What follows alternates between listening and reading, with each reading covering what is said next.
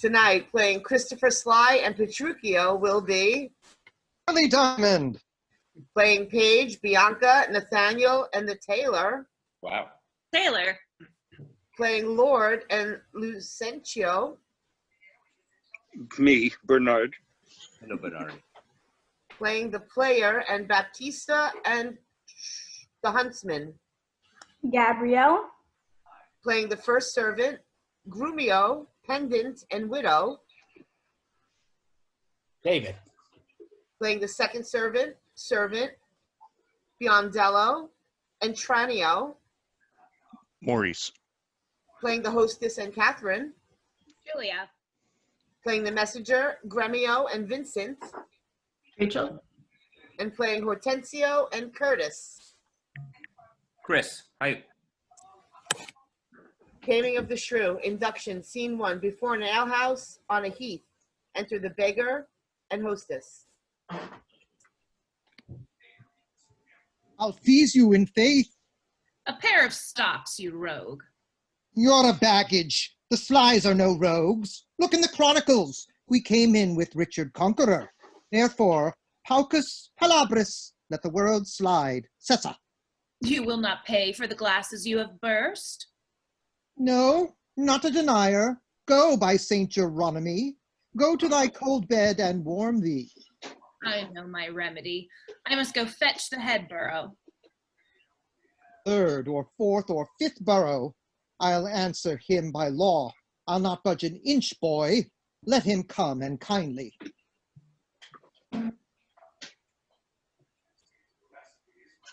Sly falls asleep, wind horns within, enter a lord from hunting with his train. Huntsman, I charge thee, tender well thy hounds, breathe merriment, the poor cur is embossed, and couple clouder with the deep-mouthed brack. Saw'st thou not, boy, how silver made it good at the hedge corner in the coldest fault? I would not lose that dog for 20 pounds. Why, Bellman, as good as he, my lord. He cried upon it at the merest loss, and twice today picked out the dullest scent. Trust me, I take him for the better dog. Oh, thou art a fool. If Echo were as fleet, I would esteem him worth a dozen such. But sup them well, and look unto them all. Tomorrow I intend to hunt again. I will, my lord. What's here? One dead or drunk? See, doth he breathe? He breathes, my lord. Were he not warned with ale, this were a bed but cold to sleep so soundly. Oh, monstrous beast! How like a swine he lies! Grim death, how foul and loathsome is thine image! Sirs, I will practice on this drunken man. What thinks you, if he were conveyed to bed, wrapped in sweet clothes, rings put upon his fingers, a most delicious banquet by his bed, and brave attendants sneer him when he wakes? Would not the beggar then forget himself? Believe me, lord, I think he cannot choose. It would seem strange unto him when he waked. Even as flattering dream or worthless fancy. Then take him up and manage well the jest. Carry him gently to my fairest chamber, and hang it round with all my wanton pictures. Balm his foul head in warm distilled waters, and burn sweet wood to make the lodging sweet.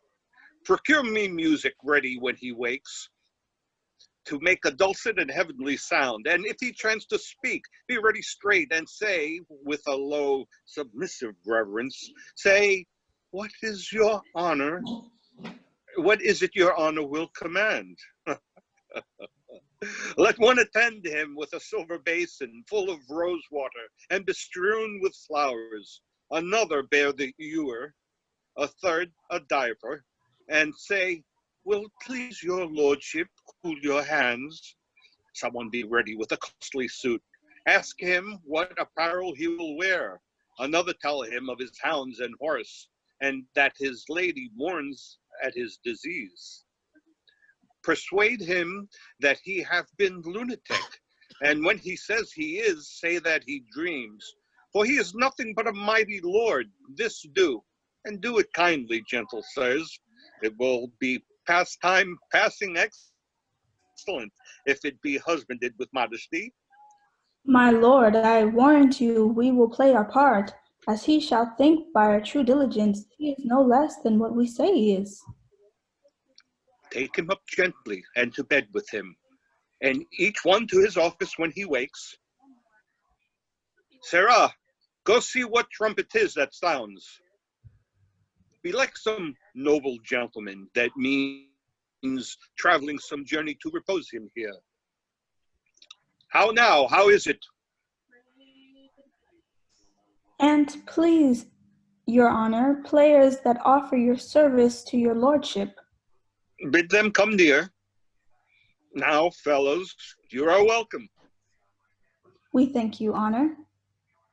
Do you intend to stay with me tonight? So please your lordship to accept our duty. With all my heart. This fellow, I remember since once he played a farmer's eldest son. 'Twas where you wooed the gentlewoman so well. I have forgot your name, but sure that part was aptly fitted and naturally performed. I think 'twas so too that your honor means. Ah, that's very true. Thou didst excellent. Well, you are come to me in a happy time.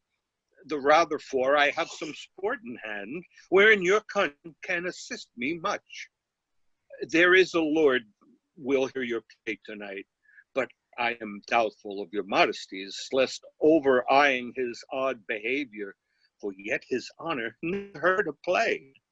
Oh, you bring to some merry passion, and so offend him. For I tell you, sirs, if you should smile, he grows impatient. Fear not, my lord, we can contain ourselves. Were he the veriest antic in the world. Go, sirrah, take them to the buttery, and give them friendly welcome, everyone. Let them want nothing that my house affords. Sirrah, go you to Bartholomew, my page, and see him dressed in all suits like a lady. That done, conduct him to the drunkard's chamber, and call him madam.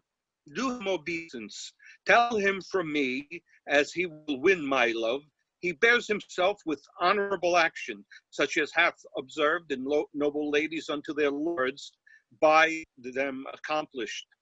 Such duty to the drunkard let him do, with soft low tongue and low courtesy, and say, what is your honor will command, wherein your lady and your humble wife may show her duty and make known her love.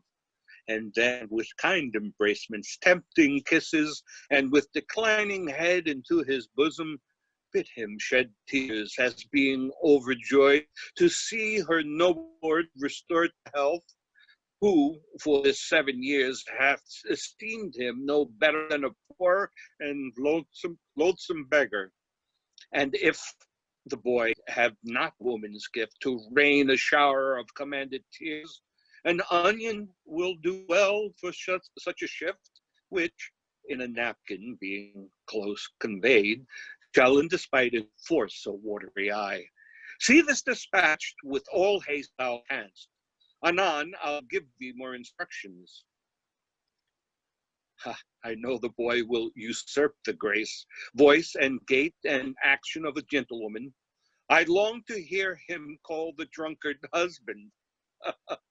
And how my men will stay themselves from laughter when they do homage to this simple peasant, I'll in to counsel them.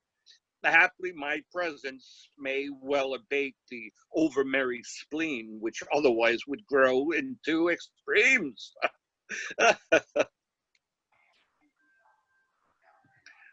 Scene 2, a bedchamber in a lord's house. Enter a loft sly with attendants, some with apparel, others with basin, and ewer, and appurtenances, and lord dressed as an attendant. For God's sakes, a pot of small ale. Will't please your lordship drink a cup of sack? Will it please your honor taste of these conserves? What raiment will your honor wear today? I am Christopher Sly. Call not me honor nor lordship. I ne'er drank sack in my life. And if you give me any conserves, give me conserves of beef.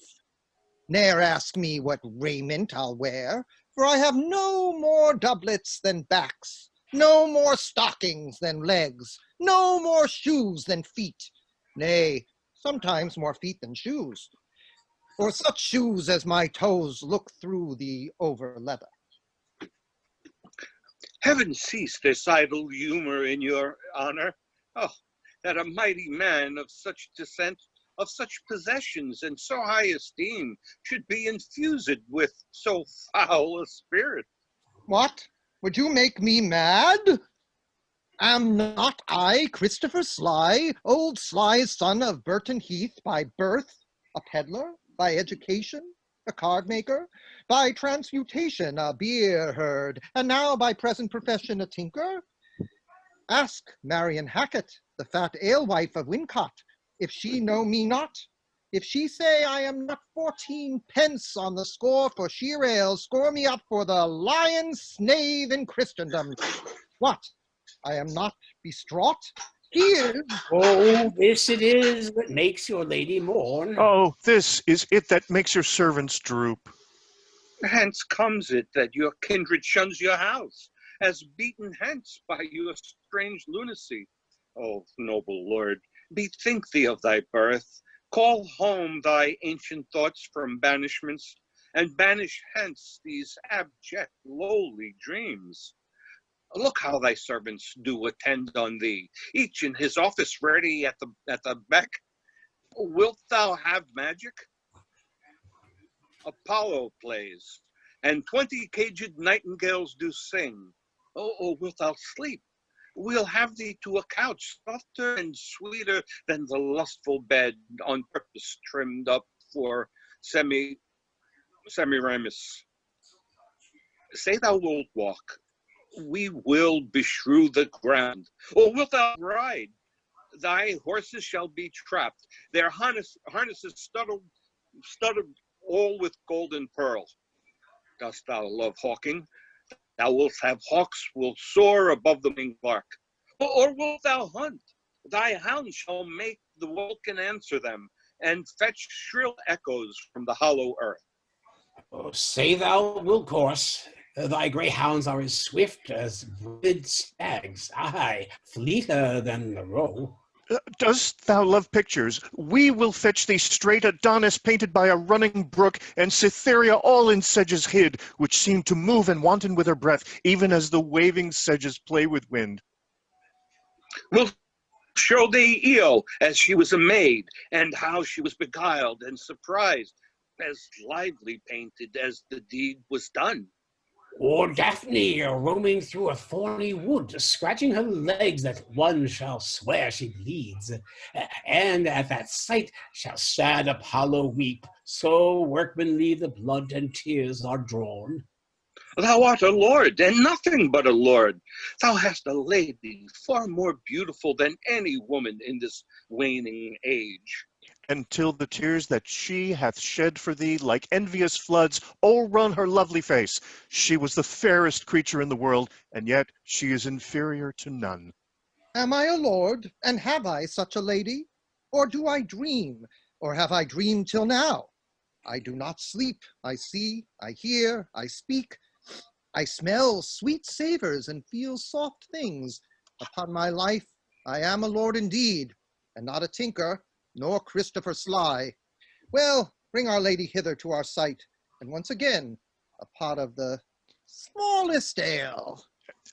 Wilt please your mightiness to wash your hands. Oh, how we joy to see your wit restored. Oh, that once more you knew but what you are. These 15 years you have been in a dream, or when you waked, so waked as if you slept. These 15 years? By my fay, a goodly nap. But did I never speak of all that time? Oh, yes, my lord, but very idle words.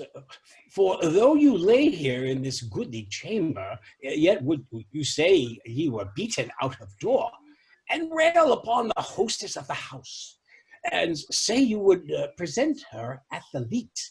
because she brought stone jugs and no sealed quarts.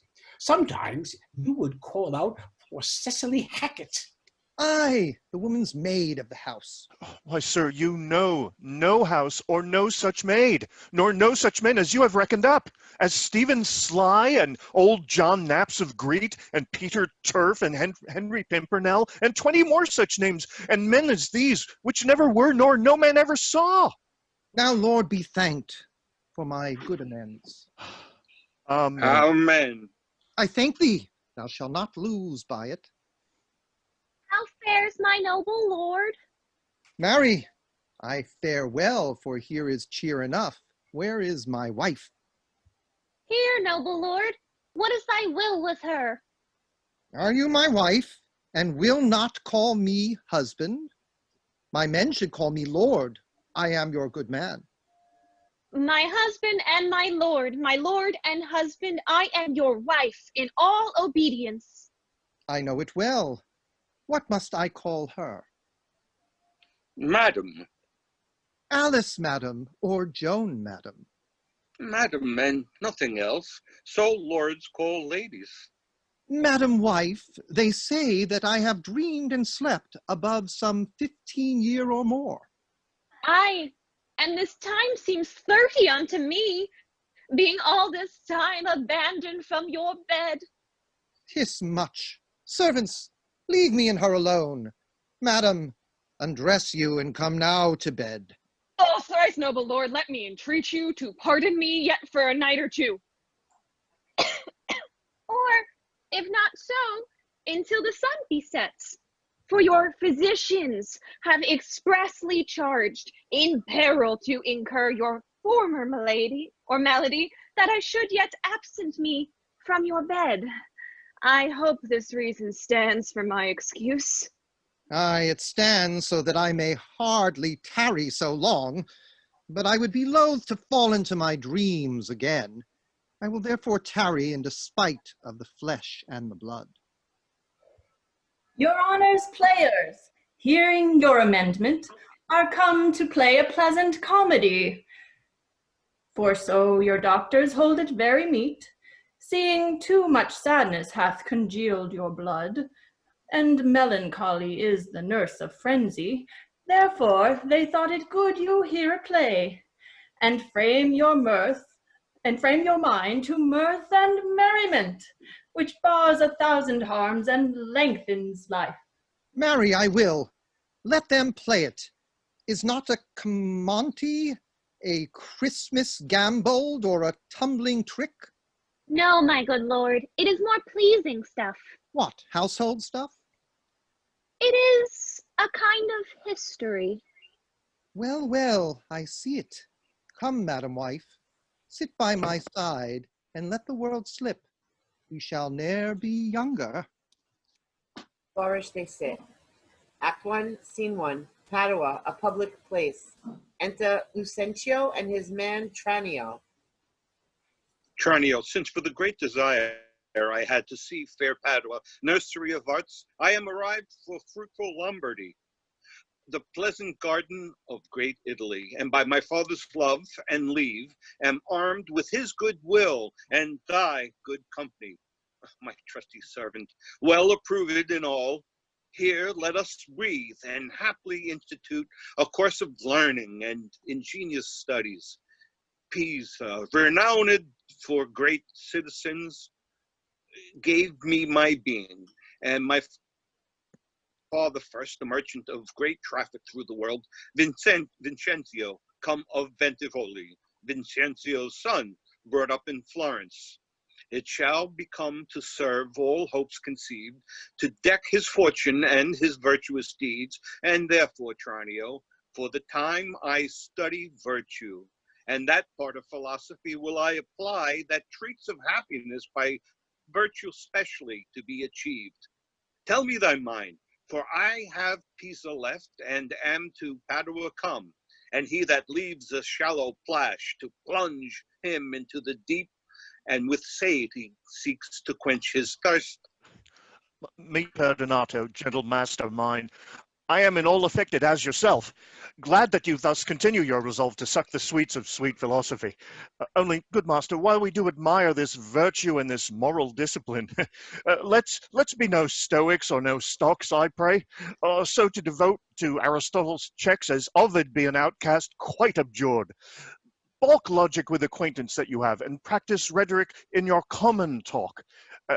Music and poesy used to quicken you, the mathematics and the metaphysics, fall to them as you find your stomach serves you. No profit grows when there is no pleasure ta'en.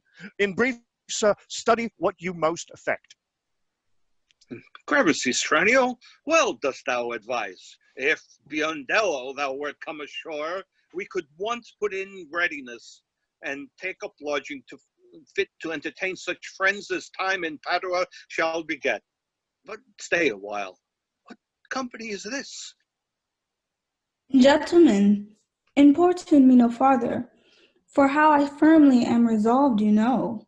That is not bestow my youngest daughter before I have a husband for the elder, if you either of you both love Catherine, because I know you well and love you well, leave shall you have to court her at your pleasure. To court her, rather. She's too rough for me. There, Hortensio, will you any wife? I pray you, sir, is it your will to make a stale of me amongst these mates? Mates, maid. How made you that no mates for you, unless you were of gentler, milder mold? Faith, sir, you shall never need to fear. It was it not halfway to her heart, but if it were, doubt not her care should be to comb your noddle with a three-legged stool, and paint your face and use you like a fool. From all such devils, good Lord, deliver us. And me too. Oh, hush, master. Here's some good pastime toward. That wench is stark mad or wonderful froward. But in the other silence do I see maid's mild behavior and sobriety. Peace, Tranio. Gentlemen, that I may soon make good what I have said, Bianca, get you in, and let it not displease thee, good Bianca, for I will love thee ne'er the less, my girl. A pretty beat. It is best put finger in the eye, and she knew why. Sister, content you in my discontent. Sir, to your pleasure humbly I subscribe. My books and instruments shall be my company, on them to look and practice by myself. Hark, Tranio, thou mayest hear Minerva speak. Signor Baptista, will you be so strange? Sorry am I that our good will affects Bianca's grief. Why will you mew her up, Signor Baptista, for this fiend of hell, and make her bear the penance of her tongue? Gentlemen, content you. I am resolved. Go in, Bianca, and for I know that she taketh most delight in music, instruments, and poetry. Schoolmasters will I keep within my house, fit to instruct her youth. If you, Hortensio, or Signor Gremio, you know as any such, prefer them hither. For to cunning men I will be very kind and liberal, to mine own children in good bringing up, and so farewell. Catherine, you must stay, for I have more to commune with Bianca. Why? And I trust I may go too, may I not? What, shall I be appointed hours, as though, belike, I knew not what to take and what to leave? You may go to the devil's dam. Your gifts are so good here's none will hold you. Their love is not so great, Hortensio, but we may blow our nails together and fast it fairly out. Our cake's done on both sides. Farewell, yet for the love I bear my sweet Bianca, if I can by any means light on a fit man to teach her that wherein she delights, I will wish him to her father. So will I, Signor Gremio, but a word, I pray, though the nature of our court quarrel yet never brooked parle. Know now upon advice, it touches us both, that we may yet again have access to our fair mistress and be happy rivals in Bianca's love, to labor and effect one thing specially. What's that, I pray? Well, marry, sir, to get a husband for her sister. A husband? A devil! I say a husband. I say a devil! Thinkest thou, Hortensio, though her father be very rich, any man is so very a fool to be married to hell? Tush, Gremio, though it pass your presence and mine to endure her loud alarms, why, man, there be good fellows in the world, and a man can light on them. Would take her with all faults, and money enough. I cannot tell, but I had as lief take her dowry with this condition, to be whipped at the high cross every morning. Faith, as you say, there's small choice in rotten apples. But come, since this bar in law makes us friends, it shall be so far forth friendly, maintained all by helping Batista's eldest daughter to a husband. We set his youngest free for a husband, and then to have to fresh. Sweet Bianca, happy man be his dole. He that runs fastest gets the ring. Hey, how say you, Signor Gremio? I am agreed, and would I had given him the best horse in Padua to begin his wooing, that he would thoroughly woo her, wed her, and bed her, and rid the house of her. Come on. I pray, sir, tell me, is it possible that love should of a sudden take such hold? Oh, Tranio, till I found it to be true, I never thought it possible or likely. But see, while idly I stood looking on, I found the effect of love in idleness, and now in plainness do confess to thee that aught to me as secret and as dear as Anna to the Queen of Carthage was. Tranio, I burn, I pine, I perish, Tranio, if I not achieve this young modest girl. Counsel me, Tranio, for I know thou canst. Assist me, Tranio, for I know thou wilt. Master, it is no time to chide you now. Affection is not rated from the heart. If love have touched you, naught but remains but so. Redime te captum quam queas minimo. Gramercy's lad, go forward. This contents. The rest will comfort, for thy counsel sound. Master, you looked so longly on the maid. Perhaps you marked not what's the pith of all. Oh, yes, I saw sweet beauty in her face, such as the daughter of Agenor had, that made great Jove to humble him to her hand, when with his knees he kissed the Cretan strand. Saw you no more? Marked you not how her sister began to scold and raise up such a storm that mortal ears might hardly endure the din? Oh, Tranio, I saw her coral lips to move, and with her breath she did perfume the air. Sacred and sweet was all I saw in her. Nay then, 'tis time to stir him from his trance. I pray, awake, sir. If you love the maid, bend thoughts and wits to achieve her. Thus it stands. Her eldest sister is so cursed and shrewd that till the father rid his hands of her, master, your love must live a maid at home. And therefore has he closely mewed her up, because she will not be annoyed with suitors. Ah, Tranio, what a cruel father is he. But art thou not advised he took some care to get her cunning schoolmasters to instruct her? Aye, marry am I, sir, and now 'tis plotted. I have it, sir. You will be schoolmaster and undertake the teaching of the maid. That's your device. It is. May it be done? Not possible. For who shall bear your part and be in Padua here, Vincentio's son? Keep house, ply his book, welcome his friends, visit his countrymen and banquet them? Basta, content thee, for I have it full. We have not yet been seen in any house, nor can we be distinguished by our faces from man or master. Then it follows thus: thou shalt be master, Tranio, in my stead.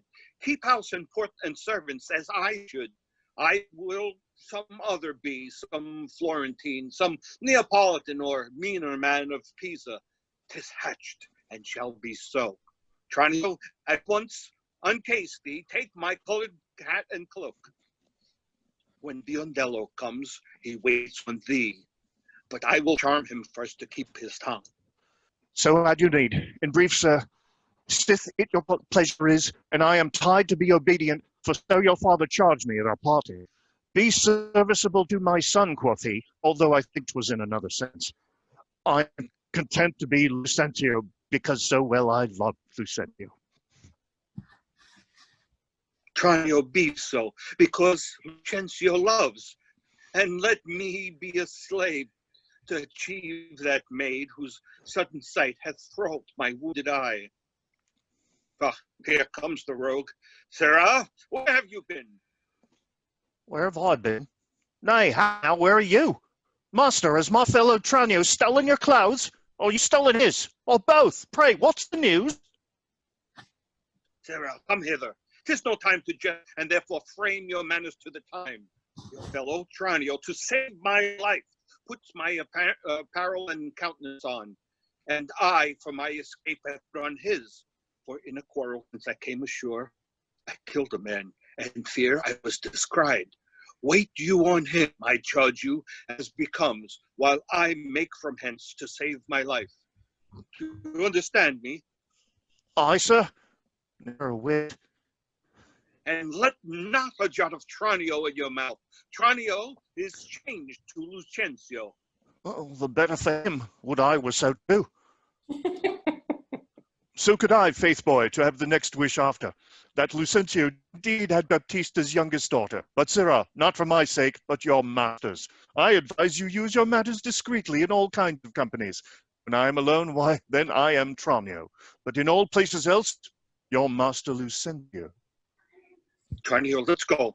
One thing more rest, that thyself execute, to make one amongst these wooers. If thou ask me why, sufficeth my good reason, are both good and weighty. My lord, you do not mind the play. Yes, my Saint Anne do I. A good matter, surely. Comes there any more of it? My lord, 'tis but begun. A very excellent piece of work, Madam Lady. Would 'twere done. Scene 2, Padua, before Hortensio's house. Enter Petruchio and his man, Grumio.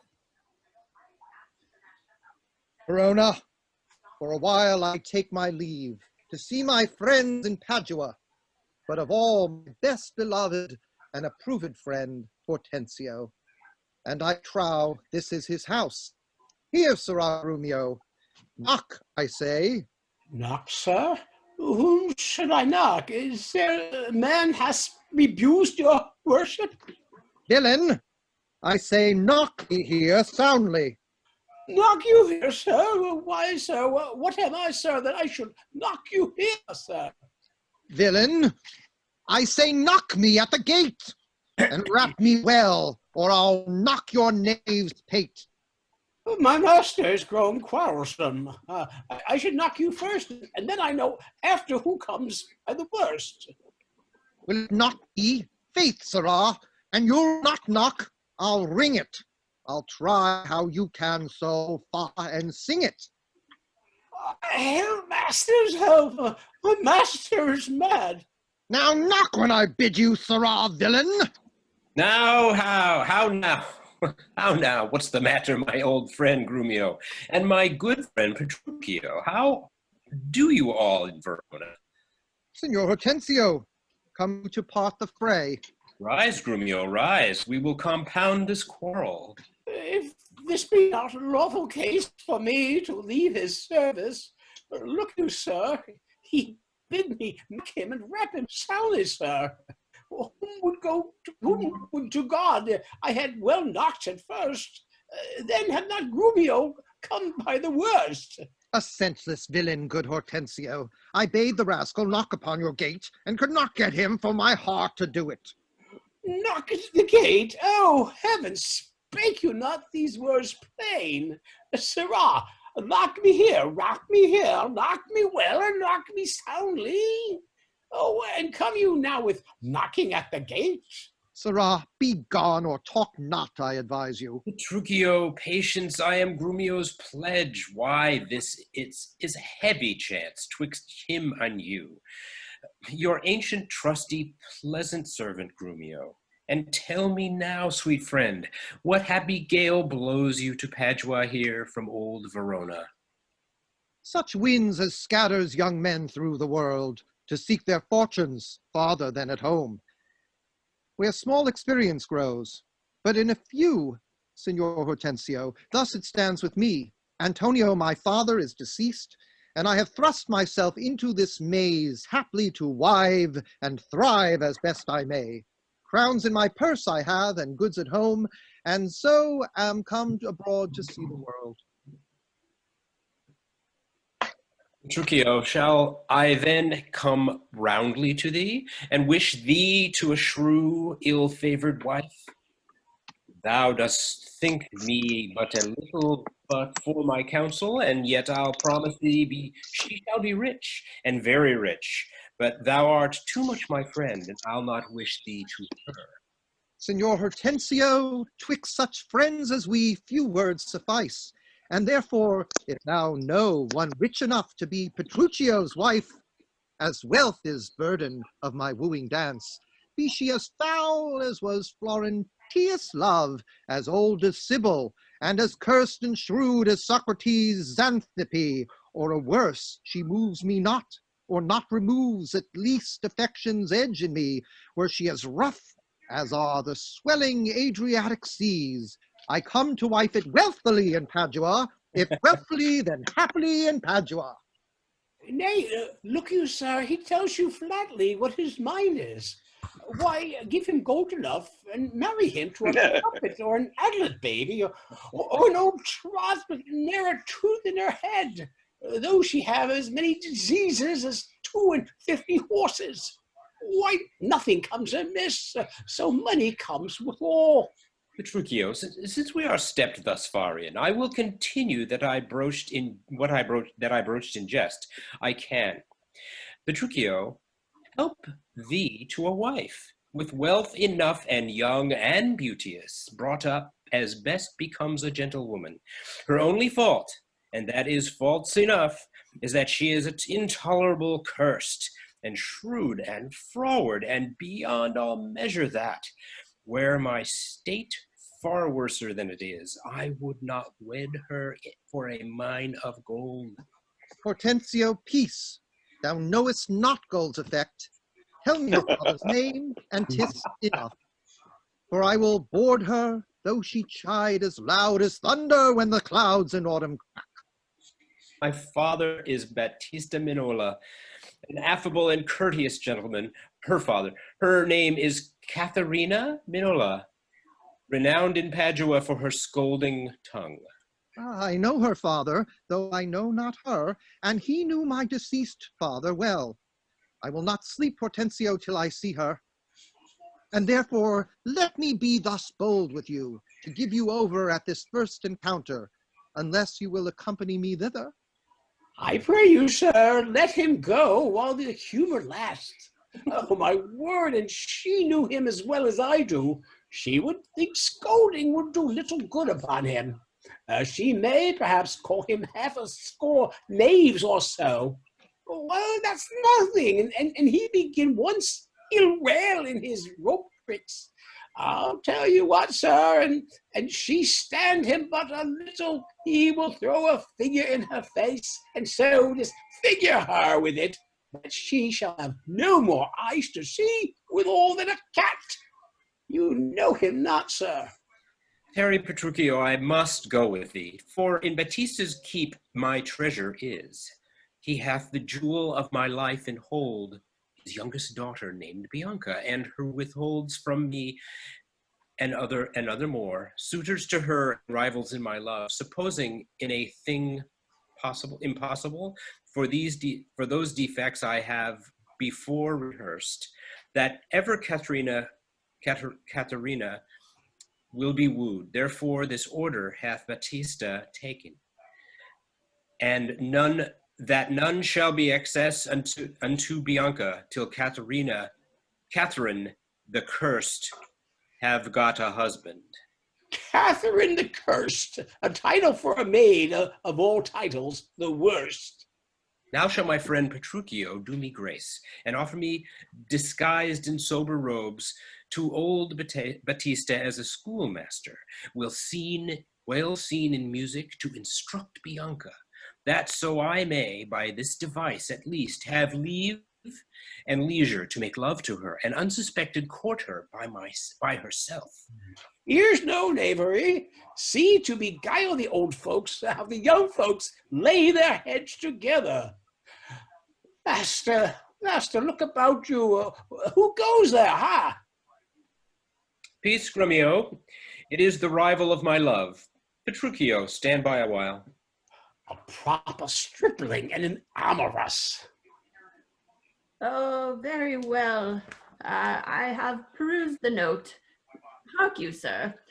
I'll have them very fairly bound, all books of love. See that at any hand, and see you read no other lectures to her. You understand me. Over and beside Signor Baptista's liberality, I'll mend it with a largesse. Take your paper too, and let me have them very well, for she is sweeter than perfume itself, to whom they go to. What will you read to her? So whatever I read to her, I'll plead for you. As for my patron, stand you so assured, as firmly as yourself were still in place. Yes, yea, and perhaps with more successful words than you, unless you were a scholar, sir. Oh, this learning, what a thing it is. Oh, this woodcock, what an ass it is. Peace, sirrah. Grumio, mum. God save you, Signor Gremio. And you are well met, Signor Hortensio. Trow you whither I am going? To Baptista Minola. I promise to inquire carefully about a schoolmaster for the fair Bianca, and by good fortune I have lighted well on this young man, for learning and behavior fit for her turn, well read in poetry, and other good ones, I warned you. 'Tis well, and I have met a gentleman hath promised me to help me to another, a fine musician to instruct our mistress. So shall I no whit be behind in duty to fair Bianca, so beloved of me? Beloved of me, and that my deeds shall prove. And that his bags shall prove. Gremio, 'tis now no time to vent our love. Listen to me, and if you speak me fair, I'll tell you news indifferent good for either. Here is a gentleman by chance I met. Upon agreement from us to his liking, will undertake to woo cursed Catherine, yea, and to marry her, if her dowry please. So said, so done is well. Hortensio, have you told him all her faults? I know she is an irksome brawling scold. If that be all, masters, I hear no harm. No? Sayest me so, friend? What countryman? Born in Verona, old Antonio's son. My father dead, my fortune lives for me, and I do hope good days and long to see. Oh, sir, such a life with such a wife were strange. But if you have a stomach to in God's name, you shall have me assisting you in all. But will you woo this wild cat? Will I live? Will he woo her? Aye, or I'll hang her. Why came I hither but to that intent? Think you a little din can daunt mine ears? Have I not in my time heard lions roar? Have I not heard the sea puffed up with winds, rage like an angry boar, chafed with sweat? Have I not heard great ordnance in the field, and heaven's artillery thunder in the skies? Have I not in a pitched battle heard loud alarms, neighing steeds, and trumpets clang? And do you tell me of a woman's tongue that gives not half so great a blow to hear, as will a chestnut in a farmer's fire? Tush, tush, ye boys with bugs. For he fears none. Hortensio, hark! This gentleman is happily arrived.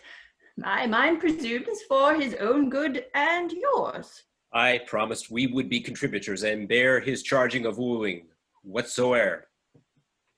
And so we will, provided that he win her. I would I were as sure of a good dinner.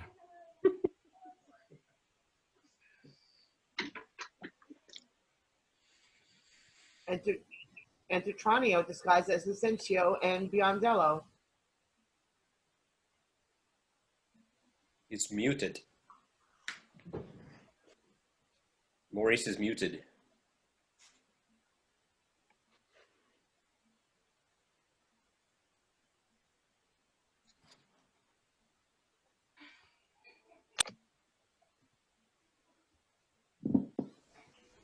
We don't hear you, Maurice, although you're not muted.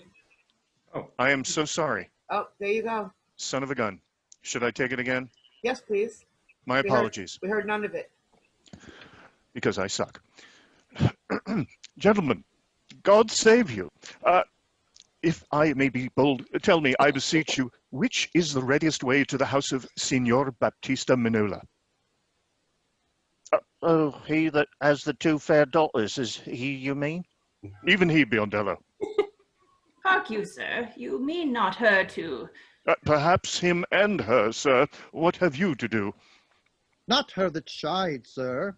At any hand, I pray. I love no chiders, sir. Biondello, let's away. Well begun, Tranio. Sir, a word ere you go. Are you a suitor to the maid you talk of, yea or no? And if I be, sir, is it any offense? No, if without more words you will get you hence. Why, sir, I pray, are not the streets as free for me as for you? But so is not she. For what reason, I beseech you? For this reason, if you'll know, that she's the choice love of Senor Gremio. That she's the chosen of Signor Hortensio. Softly, my masters. If you be gentlemen, do me this right. Hear me with patience. Baptista is a noble gentleman to whom my father is not all unknown. And were his daughter fairer than she is, she may more suitors have, and me for one. Fair Lida's daughter had 1,000 wooers, then well one more may fair Bianca have, and so she shall. Lucentio shall make one, though Paris came in hope to speed alone. What, this gentleman will out-talk us all. Sir, give him head. I know he'll prove a jade. Hortensio, to what end are all these words? Sir, let me be so bold to ask you, did you ever yet see Baptista's daughter? No, sir, but here I do that he hath two, the one as famous for a scolding tongue as is the other for beauteous modesty. Sir, the first's for me. Let her go by. Yea, leave that labor to great Hercules, and let it be more than Alcides 12. Sir, understand you this of me in sooth. The youngest daughter whom you hearken for, her father keeps from all access of suitors, and will not promise her to any man until the elder sister first be wed. The younger then is free, and not before. If it be so, sir, that you are the man must stead us all and me amongst the rest, and if you break the ice and do this feat, achieve the elder, set the younger free, for our access, whose hap shall be to have her, will not so graceless be to be ingrate. Sir, you say well, and well you do conceive, and since you do profess to be a suitor, you must, as we do, gratify this gentleman, to whom we all rest generally beholding. Sir, I shall not be slack. In sign whereof, please ye may contrive this afternoon, and quaff our carouses to our mistress's health, and do as adversaries do in law, strive mightily, but eat and drink as friends. Oh, excellent motion. Fellows, let's be gone. Fellows, let's be gone. The motion's good indeed, and be it so. Petruchio, I shall be your bon vinuto.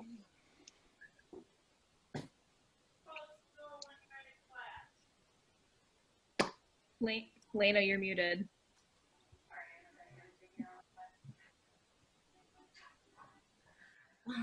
Act 2, Scene 1, Padua, a room in Baptista's house. Enter Catherine and Bianca with her hands tied. Good sister, wrong me not, nor wrong yourself to make a bondmaid and a slave of me. That I disdain. But for these other goods, unbind my hands, I'll pull them off myself. Yea, all my raiment to my petticoat, or what you will command me will I do, so well I know my duties to my elders. Of all thy suitors, here I charge thee, tell whom thou lovest best. See thou dissemble not. Believe me, sister, of all the men alive, I never yet beheld that special face which I could fancy more than any other. Minion, thou liest. Is it not Hortensio? If you affect him, sister, here I swear. I'll plead for you myself, but you shall have him. Oh, then belike your fancy riches more. You will have Gremio to keep you fair. Is it for him you do envy me so? Nay, then, you jest, and now I well perceive you have but jested with me all this while. I pray thee, sister Kate, untie my hands. If that be jest, then all the rest was so. Why, how now, dame? Whence grows this insolence? Bianca, stand aside. Poor girl, she weeps. Go, ply thy needle. Meddle not with her. For shame, thou hilding of a devilish spirit. Why dost thou wrong her that did ne'er wrong thee? When did she cross thee with a bitter word? Her silence flouts me, and I'll be revenged. What, in my sight? Bianca, get thee in. What? Will you not suffer me? Nay, now I see she is your treasure. You must have a husband. I must dance barefoot on her wedding day, and for your love to her, lead apes in hell. Talk not to me. I will go and sit and weep till I can find occasion of revenge. Was ever gentleman just thus grieved as I? But who comes here? Good morrow, neighbor Baptista. Good morrow, neighbor Gremio. God save you, gentlemen. And you, good sir, pray, have you not a daughter called Katharina, fair and virtuous? I have a daughter, sir, called Katharina. You are too blunt. Go to it orderly. You wrong me, Signor Gremio. Give me leave. I am a gentleman of Verona, sir. That hearing of her beauty and her wit, her affability and bashful modesty, her wondrous qualities and mild behavior, am bold to show myself a forward guest within your house to make mine eye the witness of that report which I so oft have heard. And for an entrance to my entertainment, I do present you with a man of mine, cunning in music and the mathematics, to instruct her fully in those sciences, whereof I know she is not ignorant, except of him, and else you do me wrong. His name is Litio, born in Mantua. You're welcome, sir, and he, for your good sake.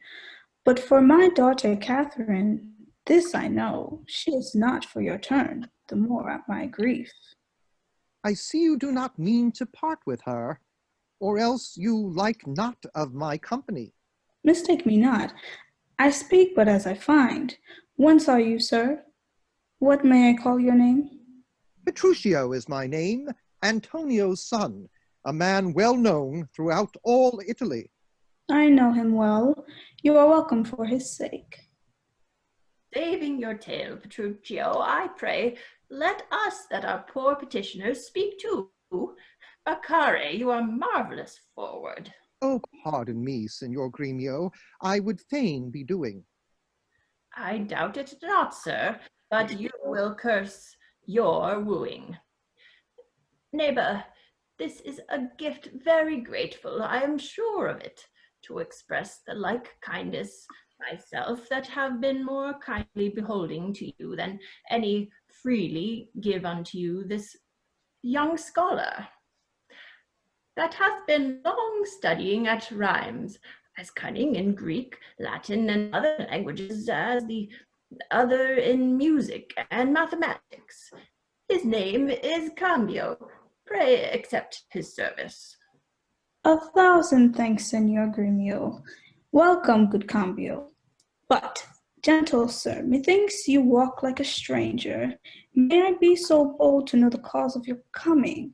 Pardon me, sir. The boldness is mine own, that being a stranger in this city here, do make myself a suitor to your daughter, unto Bianca, fair and virtuous.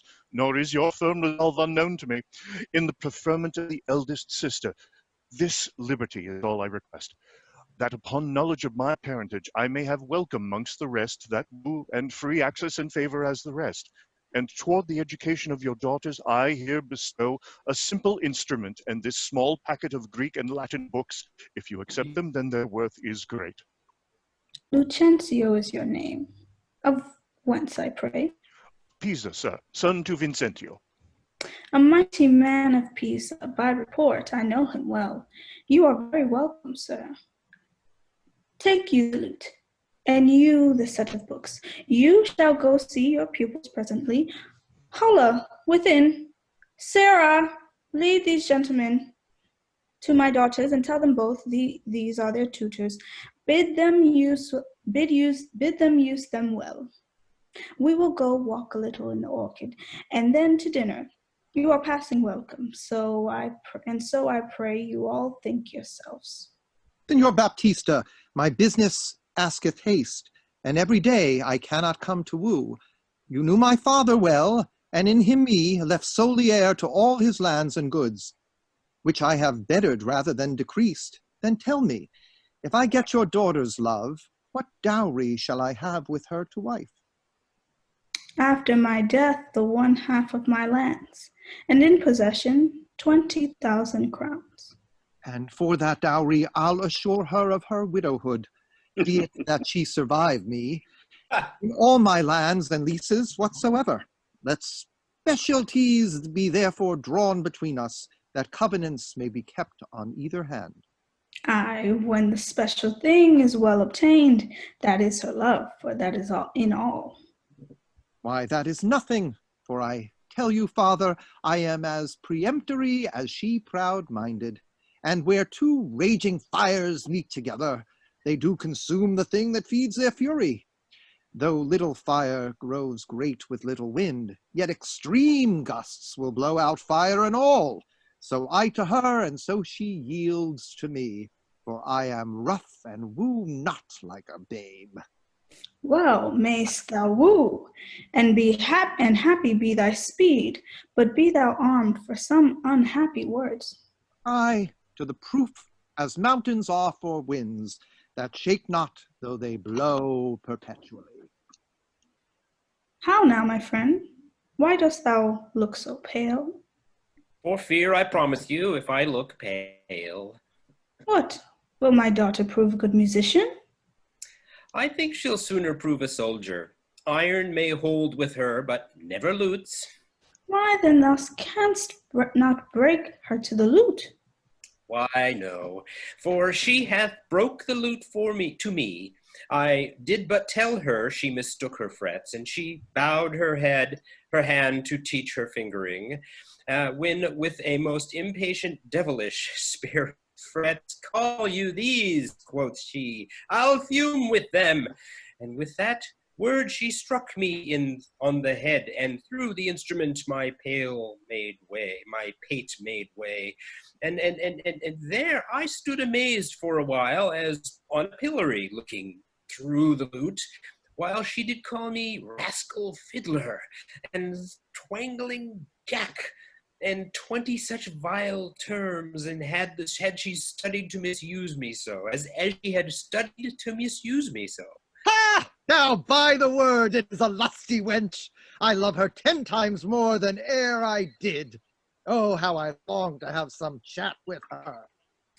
Well, go with me and be not so discomfited.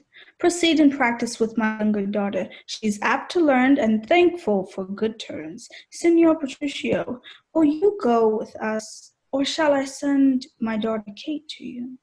I pray you do. I'll attend her here and woo her with some spirit when she comes. Say that she rail. Why, then I'll tell her plain. She sings as sweetly as a nightingale. Say that she frown. I'll say she looks as clear as morning roses newly washed with dew.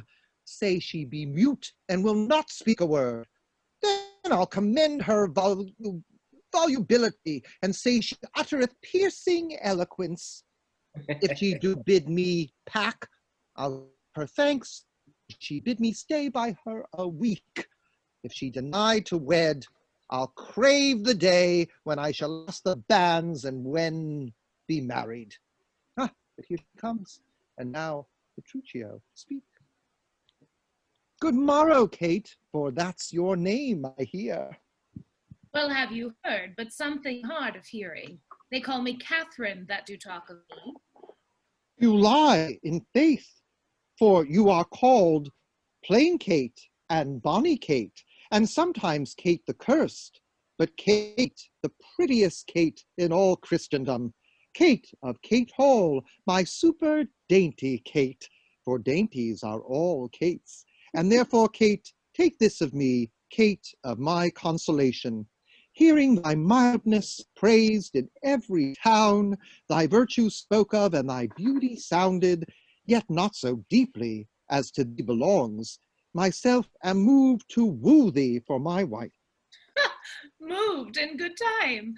Let him that moved hither remove you hence. I knew you at the first. You are immovable. Why, what's a movable? A joint stool. Thou hast hit it. Come, sit on me. Asses are made to bear, and so are you. Women are made to bear, and so are you. No such jade as you, if me you mean. Alas, good Kate, I will not burden thee, for knowing thee to be but young and light. Too light for such a swain as you to catch, and yet as heavy as my weight should be. Should be, should buzz. Well taken, and like a buzzard. Oh, slow-winged turtle, shall a buzzard take thee? Aye, for a turtle, as he takes a buzzard. Come, come, you wasp. In faith, you are too angry. If I be waspish, best be aware of my sting.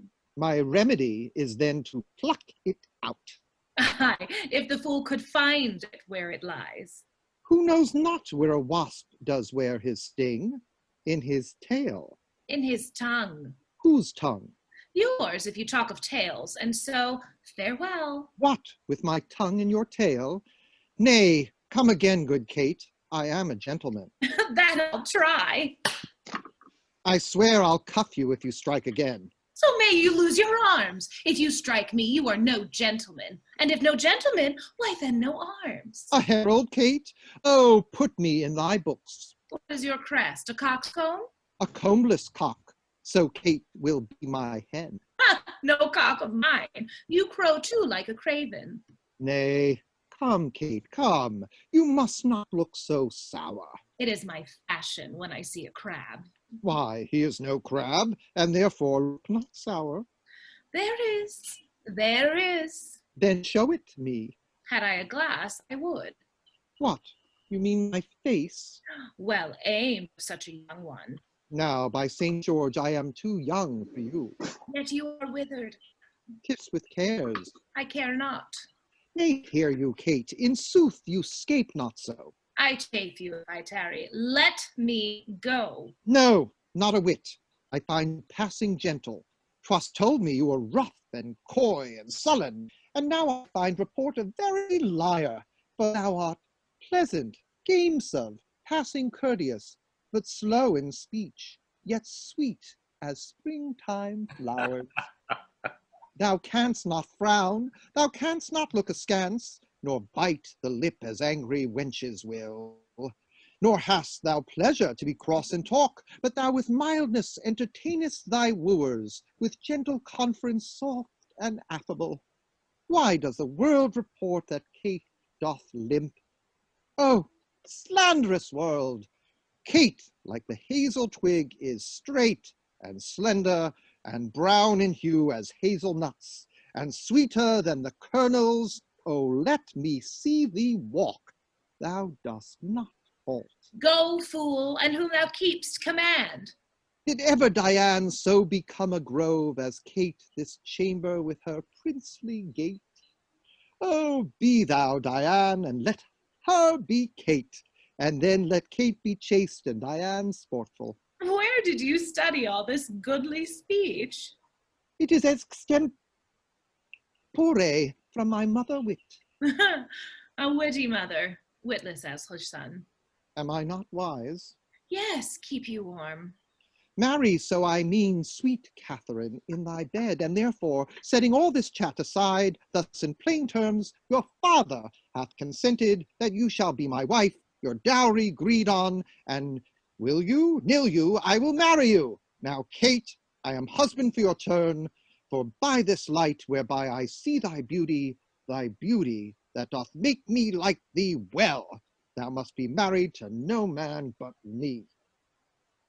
For I am born to tame you, Kate, and bring you from a wild Kate to a Kate conformable as other household Kates. Here comes your father. Never make denial, I must, and will have Catherine to my wife. Now, Signor Petruchio, how speed you with my daughter? How but well, sir, how but well. If it were impossible, I should speed amiss.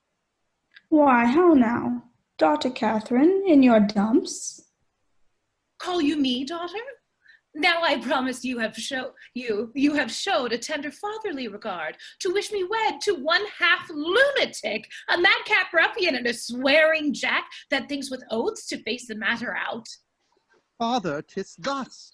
Yourself and all the world that talked of her have talked amiss of her.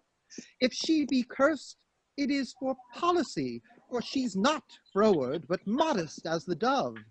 She is not hot, but temperate as the morn. For patience she will prove a second Grisel, and Roman Lucretia for her chastity. And to conclude, we have agreed so well together that upon Sunday is the wedding day.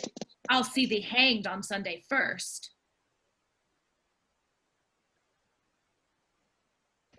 Hark, Petruchio. She says she'll see thee hanged first. Is this your speeding? Nay, then, good night our part.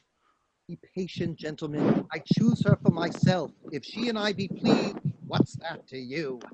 'Tis bargained twixt us twain, being alone, that she shall still be cursed in company. I tell you, 'tis incredible to believe how much she loves me. Oh, the kindest Kate! She hung about my neck, and kiss on kiss, she vied so fast, protesting oath on oath, that in a twink she won me to her love. Oh, you are novices. 'Tis a world to see how tame, when men and women are alone, a meacock wretch can make the cursedest shrew. Give me thy hand, Kate. I will unto Venice to buy apparel 'gainst the wedding day. Provide the feast, father, and bid the guests. I will be sure my Catherine shall be fine. I know not what to say, but give me your hands. God send you joy, Petruchio. 'Tis a match. Amen, say we. We will be witnesses. Father and wife and gentlemen, adieu. I will to Venice. Sunday comes apace. We will have rings and things and fine array, and kiss me, Kate. We will be married on Sunday. Was ever match clapped up so suddenly? Faith, gentlemen, now I play merchant's part and ventured madly on a desperate mart. 'Twas a commodity lay fretting by you. 'Twill bring you gain or perish on the seas. The gain I seek is quite in the match. No doubt, but he hath got a quiet catch. But now, Baptista, to your younger daughter, now is the day we long have looked for.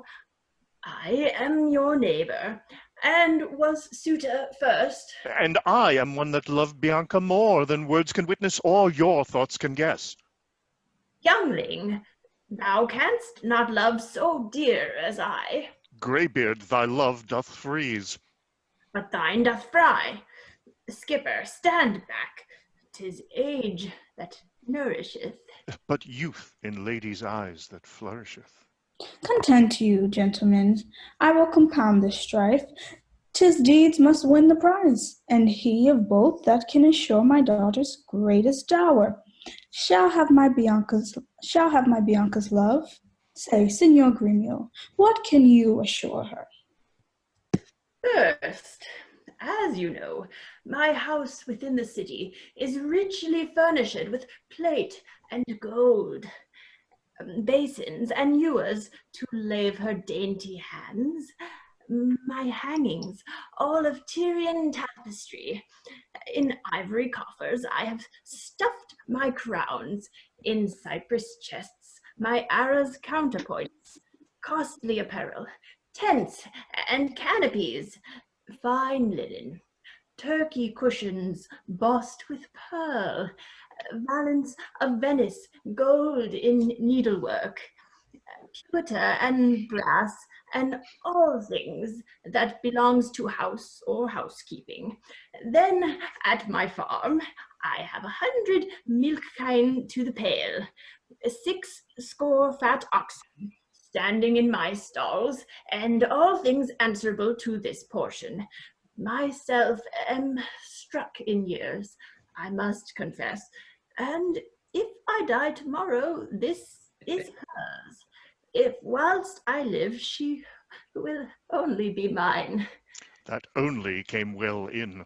Sir, list to me. I am my father's heir and only son. If I may have your daughter to my wife, I'll leave her houses 3 or 4 as good, within rich Pisa walls, as any one old Signor Gremio has in Padua. Besides, 2,000 ducats by the year of fruitful land, all of which shall be her jointure. What, have I pinched you, Signor Gremio? 2,000 ducats by the year of land? My land amounts not to so much in all. That she shall have, besides an argosy that now is mine and Marcellus. What? Have I choked you with an argosy? Gremio, 'tis known my father hath no less than 3 great argosies, besides 2 galleasses and 12 tight galleys. These I will assure her, and twice as much, whate'er thou rest next. Nay, I have offered all. I have no more, and she can have no more than all I have. If you like me, she shall have me and mine. Why, then the maid is mine from all the world. By your firm promise, Gremio is outvied. I must confess your offer is the best, and let your father make her the assurance. She is your own, else you must pardon me. If you should die before him, where's her dower? That's but a caddle. He is old, young. And may not young men die as well as old? Well, gentlemen, I am thus resolved. On Sunday next, you know my daughter Catherine is to be married. Now, on the Sunday following, shall Bianca be bride to you, if you this assurance? If not, Signor Gremio. And so I take my leave, and thank you both. Adieu, good neighbor. Now, I fear thee not. Sirrah, young gamester, your father were a fool to give thee all, and in waning age set foot under thy table. Tut, a toy. An old Italian fox is not so kind, my boy. Vengeance on your crafty withered hide. Yet I have faced it with a card of 10. 'Tis in my head to do my master good. I see no reason but supposed Lucentio must get a father, called supposed Vincentio. And that's a wonder. Fathers commonly do get their children, but in this case of wooing, a child shall get a sire if I fail not of my cunning. Act 3, Scene 1, Padua, Baptista's house. Enter Lucentio as Cambio, Hortensio as Litio, and Bianca.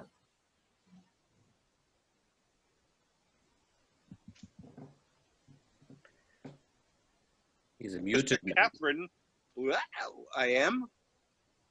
Not now. Okay. Sorry. Only at the beginning. Fiddler forbear. You grow too froward, sir. Have you so soon forgot the entertainment her sister Catherine welcomed you withal?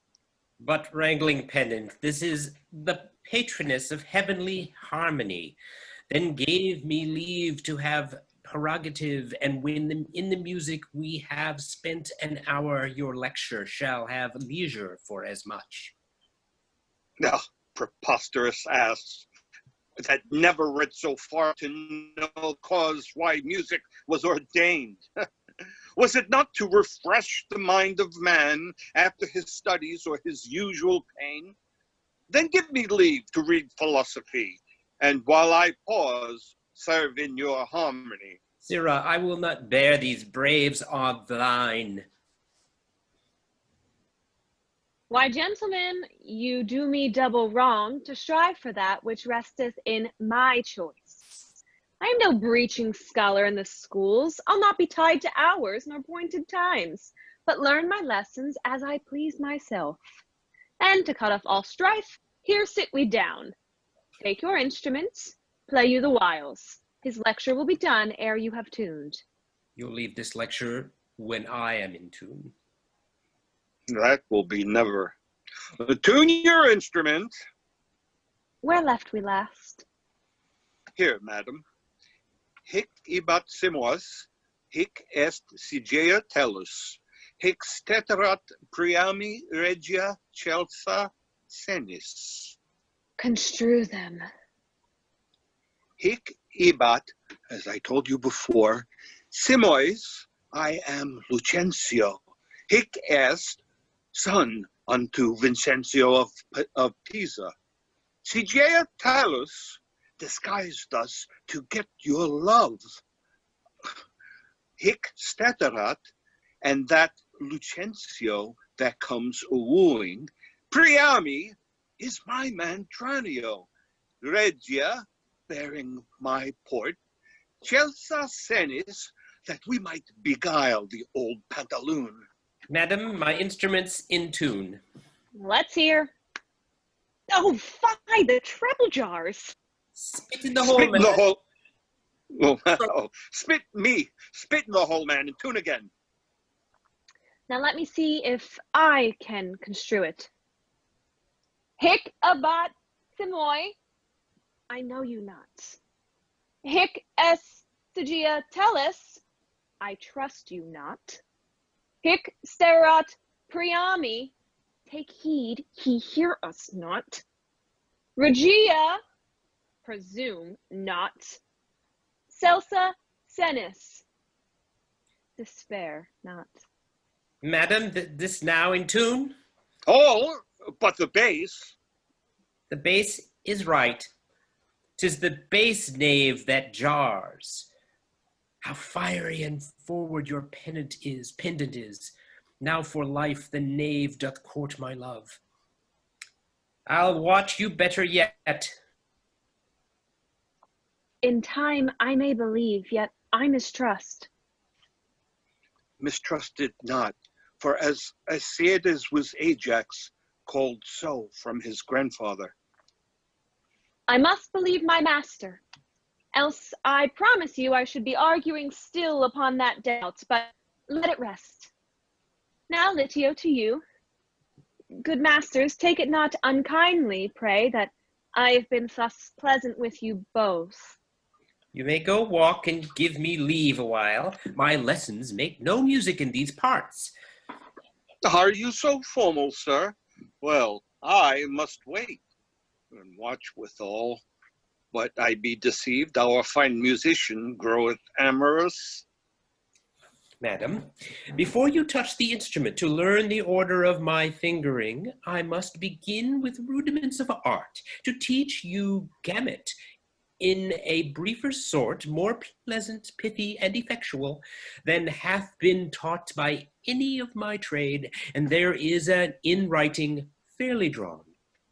Why, I am past my gamut long ago. You read the gamut of Hortensio. Gamuts, I am the ground of all accord. A, Ray, to plead Hortensio's passion. B, me, Bianca, take him for thy lord. C, Faut, that loves with all affection. D, Sol Ray, one clef, two notes have I. E, La me, show pity, or I die. Call you this gamut? I like it not. Old fashions please me best. I'm not so nice to change true rules for old inventions. Mistress, your father prays you leave your books and help to dress your sister's chamber up. You know tomorrow is the wedding day. Farewell, sweet masters. Both. I must be gone. Faith, mistress. Faith, mistress. Then I have no cause to stay. But I have cause to pry into this pedant. Methinks he looks as though he were in love. Yet, if thy thoughts, Bianca, be so humble to cast thy wandering eyes on every stale, seize thee that list. If once I find thee ranging, Hortensio will be quit with thee by changing.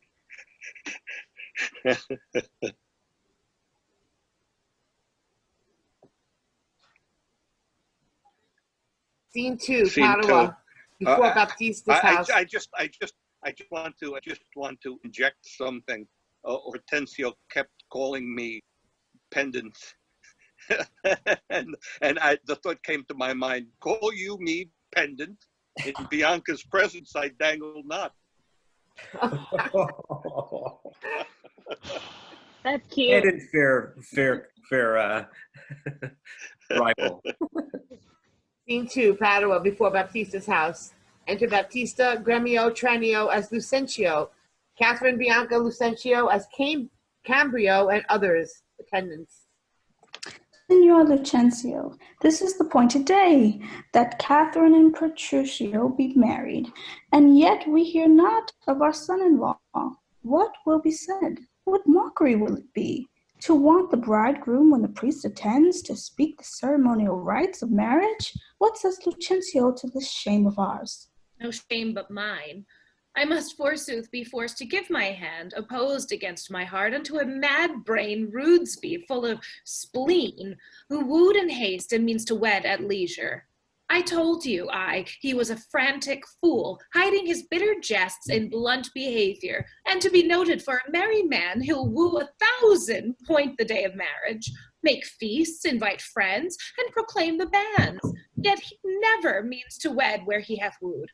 Now, must the world point at poor Catherine and say, lo, there is mad Petruchio's wife. If it would please him, come and marry her. Patience, good Catherine, and Baptista too. Upon my life, Petruchio means well, but well, whatever fortune stays him from his word, though he be blunt, I know him passing wise. Though he be merry, yet withal he's honest. Would Caterina had never seen him, though. Good girl, I cannot blame thee now to weep, for such an injury would vex a very saint. Much more shrew of thy impatient humour. Oh, master, news, old news, and such news as you never heard of. Is he come? Why, no, sir. What then? He is coming. When will he be here? When he stands where I am and sees you there. But say, what to thine old news? Why, Petruchio is coming in a new hat and an old jerkin, a pair of old breeches thrice turned, a pair of boots that have been candle cases, one buckled, another laced, an old rusty sword taken out of the town armory with a broken hilt and shapeless, with 2 broken points, his horse hipped with an old mothy saddle, stirrups of no kindred.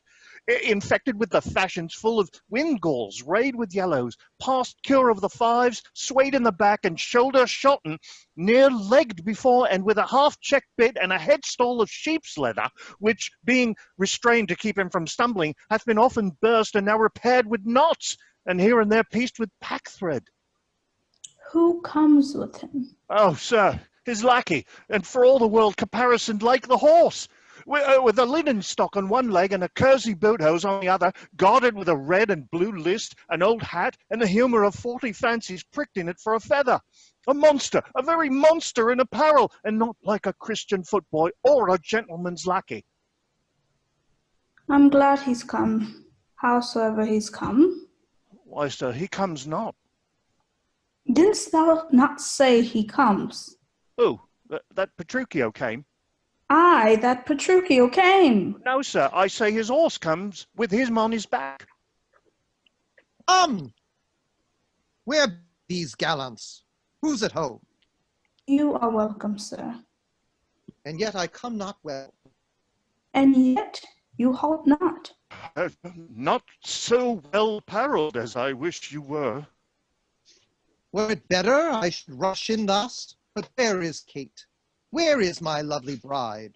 How does my father? Gentles, methinks you frown, and wherefore gaze this goodly company, as if they saw some wondrous monument, some comet or unusual prodigy? Why, sir, you know this is your wedding day.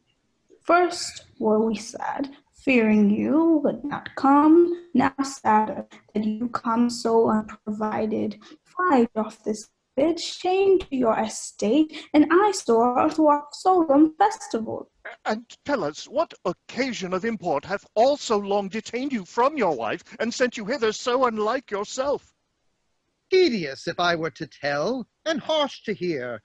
Sufficeth I am come to keep my word, though in some part enforced to digress, which at more leisure I will do so excuse, as you shall be well satisfied withal. But where is Kate? I stay too long from her. The morning wears. 'Tis time we were at church. See not, bride, in these unreverent robes. Go to my chamber, put on clothes of mine. Not I, believe me. Thus I'll visit her. But thus I trust you will not marry her. Good sooth, even thus. Therefore, ha done with words. To me she's married, not unto my clothes. Could I repair what she will wear in me, as I can change these poor accoutrements? 'Twere well for Kate and better for myself. But what a fool am I to chat with you when I should bid good morrow to my bride and seal the title with a lovely kiss.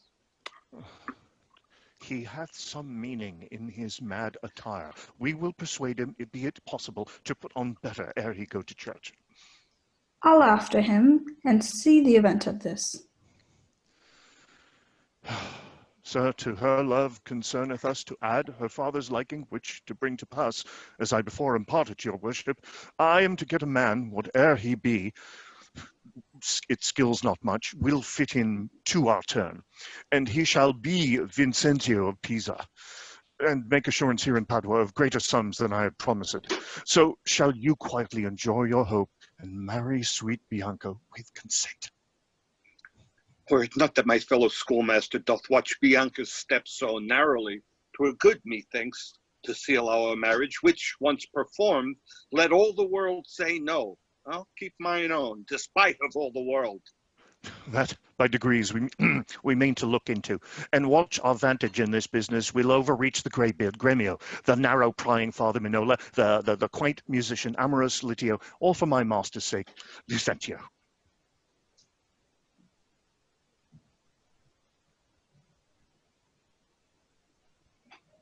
Oh, Signor Gremio, Signor Gremio, come you from the church? Willingly as e'er I came from school. And is the bride and bridegroom coming home? A bridegroom, you say? 'Tis a groom indeed, a grumbling groom, and that the girls shall find. Curster than she, 'tis impossible. Why, he's a devil, a very fiend. Why, she's a devil, the devil's dam. Tut, she's a lamb, a dove, a fool to him. I'll tell you, Sir Lucentio, when the priest should ask if Catherine should be his wife, "I by God's wounds," quoth he, and swore so loud that all amazed the priest let fall the book, and as he stooped again to take it up, the mad-brayed bridegroom took him such a cuff that down fell priest and book and book and priest. "Now take them up," quoth he, "if any list." What said the wench when he rose again? Trembled and shook, for why he stamped and swore, as if the vicar meant to cozen him. But after many ceremonies done, he calls for wine. "A health," quoth he, as if he had been aboard, carousing to his mates after a storm, quaffed off the muscatel, and threw the sops all in the sexton's face, and having no other reason but that his beard grew thin and hungerly, and seemed to ask him sops as he was drinking. This done, he took the bride about the neck, and kissed her lips with such a clamorous smack, that at the parting all the church did echo, and I, seeing this, came thence for very shame. And after me I know the rout is coming. Such a mad marriage was never before. Hark, hark, I hear the minstrels play. Gentlemen and friends, I thank you for your pains. I know you think to dine with me today, and have prepared great store of wedding cheer. But so it is my haste doth call me hence, and therefore here I mean to take my leave. Is it possible you will away tonight? I must away today before night come. Make it no wonder, if you knew my business, you would entreat me rather go than stay. And, honest company, I thank you all that have beheld me give away myself to this most patient, sweet, and virtuous wife. Dine with my father, drink a health to me, for I must hence, and farewell to you all. Let us entreat you stay till after dinner. It may not be. Let me entreat you. It cannot be. Let me entreat you. I am content. Are you content to stay? I am content. You shall entreat me stay, but yet not stay, and treat me how you can. Now, if you love me, stay. Grumio, my horse. I, sir, they be ready. Nay then, do what thou canst. I will not go today. No, nor tomorrow, not till I please myself. The door is open, sir. There lies your way. You may be jogging whilst your boots are green. For me, I'll not be gone till I please myself. 'Tis like you'll prove a jolly surly groom, that take it on you at the first so roundly. Oh, Kate, content thee. Prithee, be not angry. I will be angry. What hast thou to do? Marry, sir, now it begins to work. Gentlemen, forward to the bridal dinner. I see a woman may be a fool if she had not a spirit to resist. They shall go forward, Kate, at thy command. Obey the bride, you that attend on her. Go to the feast, revel and domineer, carouse full measure to her maidenhood. Be mad and merry, or go hang yourselves, but for my bonny Kate, she must with me. Nay, look not big, nor stamp, nor stare, nor fret. I will be master of what is mine own. She is my goods, my chattels. She is my house, my household stuff, my field, my barn, my horse, my ox, my ass, my anything. And here she stands. Touch her, whoever dare. I'll bring mine action on the proudest, he that stops my way in Padua. Grumio, draw forth thy weapon. We are beset with thieves. Rescue thy mistress if thou be a man. Fear not, sweet wench. They shall not touch thee, Kate. I'll buckler thee against 1,000,000. Nay, let them go. A couple of quiet ones. Went they not quickly, I should die with laughing. Of all mad matches never was the like. Mistress, what's your opinion of your sister? That being mad herself, she's madly mated. I warned him Petruchio is cated. Neighbors and friends, though bride and bridegroom wants, or to supply the places at the table, you know there wants no junkets at the feast. Lucentio, you shall supply the bridegroom's place, and let Bianca take her sister's room. Shall sweet Bianca practice how to bride it? She shall, Lucentio. Come, gentlemen, let's go. 4, Scene 1, Petruchio's country house. Enter Grumio. Can we take a minute before Let's we take go 5. on? Yes. Okay. How many acts is this thing? 5, but I think 3 is the longest. I think 4 and 2 are shorter, if I remember correctly. Oh, goodness. I promise I cut like 500, 700 lines. You know that Shakespeare, Joe. He likes to write and write and write. No, I'm sorry. I just never got into Shakespeare. And I trained Shakespeare for good. At Cal Arts, I trained on Shakespeare. I just never got into it. I couldn't get into it at first either. It took a while. I just don't. It's just not. It's the only thing I can possibly do is Falstaff. I had good teachers who made it relevant. It was I got lucky. I worked with the guys from Royal Shakespeare Academy out in California. I mean, they were great. They were great. I just couldn't get into it. They made us do this every year at college too, and it wasn't until I spent one summer smoking a lot of weed and reading the histories that all of a sudden did they make sense, and I've enjoyed them ever since. So maybe just have a fun night and introduce yourself again. I found the You mean Folger. smoke pot? What's that? You mean smoke pot? Or, alcohol, whatever your choice is. There's no judgment. Do whatever you want. The Folger paperbacks were a great help because the definitions of all the obscure words. Yep. Oh God, yeah. Couldn't have learned any of this stuff. How to understand Without it 'em. without that. Yeah, yeah. Oh, I totally understood it. I had no problem getting through it. I had no problem doing it, working with it. It's just, we Didn't like it. I just, yeah, I just not. I do one monologue from Falstaff, and that's the one I do if I have to do a Shakespearean monologue. But other than that, it just doesn't. I'm a contemporary actor. That's it. That's my niche. Mm-hmm.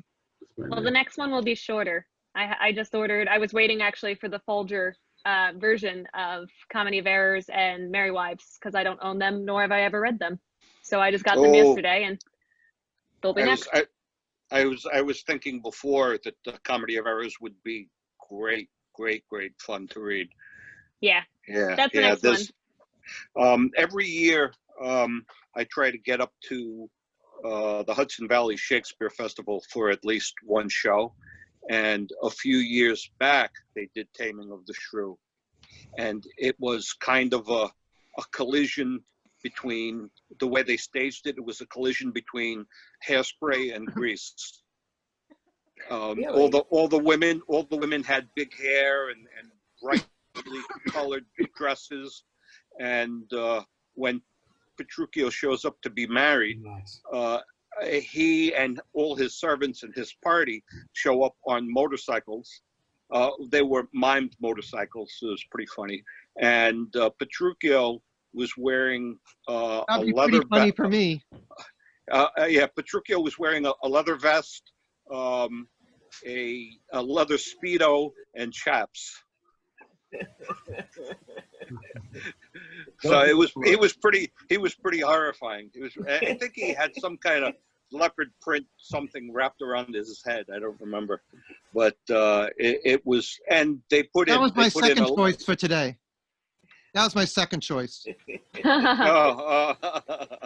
put in a lot of music also, a lot of 50s, 60-ish kind of sounding music. I think, think Shakespeare Petruchio. needs music. Yeah, I think Petruchio came in with "Born to Be Wild" playing. Cute. I've worked with like 3 or 4 Shakespeare companies. I like the language, excellent. Yeah, I'm trying. I mean, you guys are making it a little bit easier. You know, when some of you are just so into it and give it to me in such a way that I can understand it. But some of the words still, I mean, I would really still need like a dictionary and to read it and to understand it and then see it again, because there really are still words that I really have no idea what the fuck it really doesn't make sense. There are a lot of jokes that should also be cut if you do this on stage, or it was like a full production that would just be gone because they don't land anymore. Right. All right, ready to move on, guys? Ready? Right. Give me 30 seconds. I'm sorry, we're at the. I don't know. You can't even have the. Bernard, Act 4, Act Scene 4. 1. Getting it back 4. It's page 68 in the PDF. Thank you. Thank you for making a PDF that was searchable. They're all, this is the folder I typed it up. That's why it kind of takes me a little bit of time to get these out. Wow. All my respect. Yeah, thanks. Because you're right, the folders just are so helpful, so I want you guys to be able to use them. And now I'm quiet.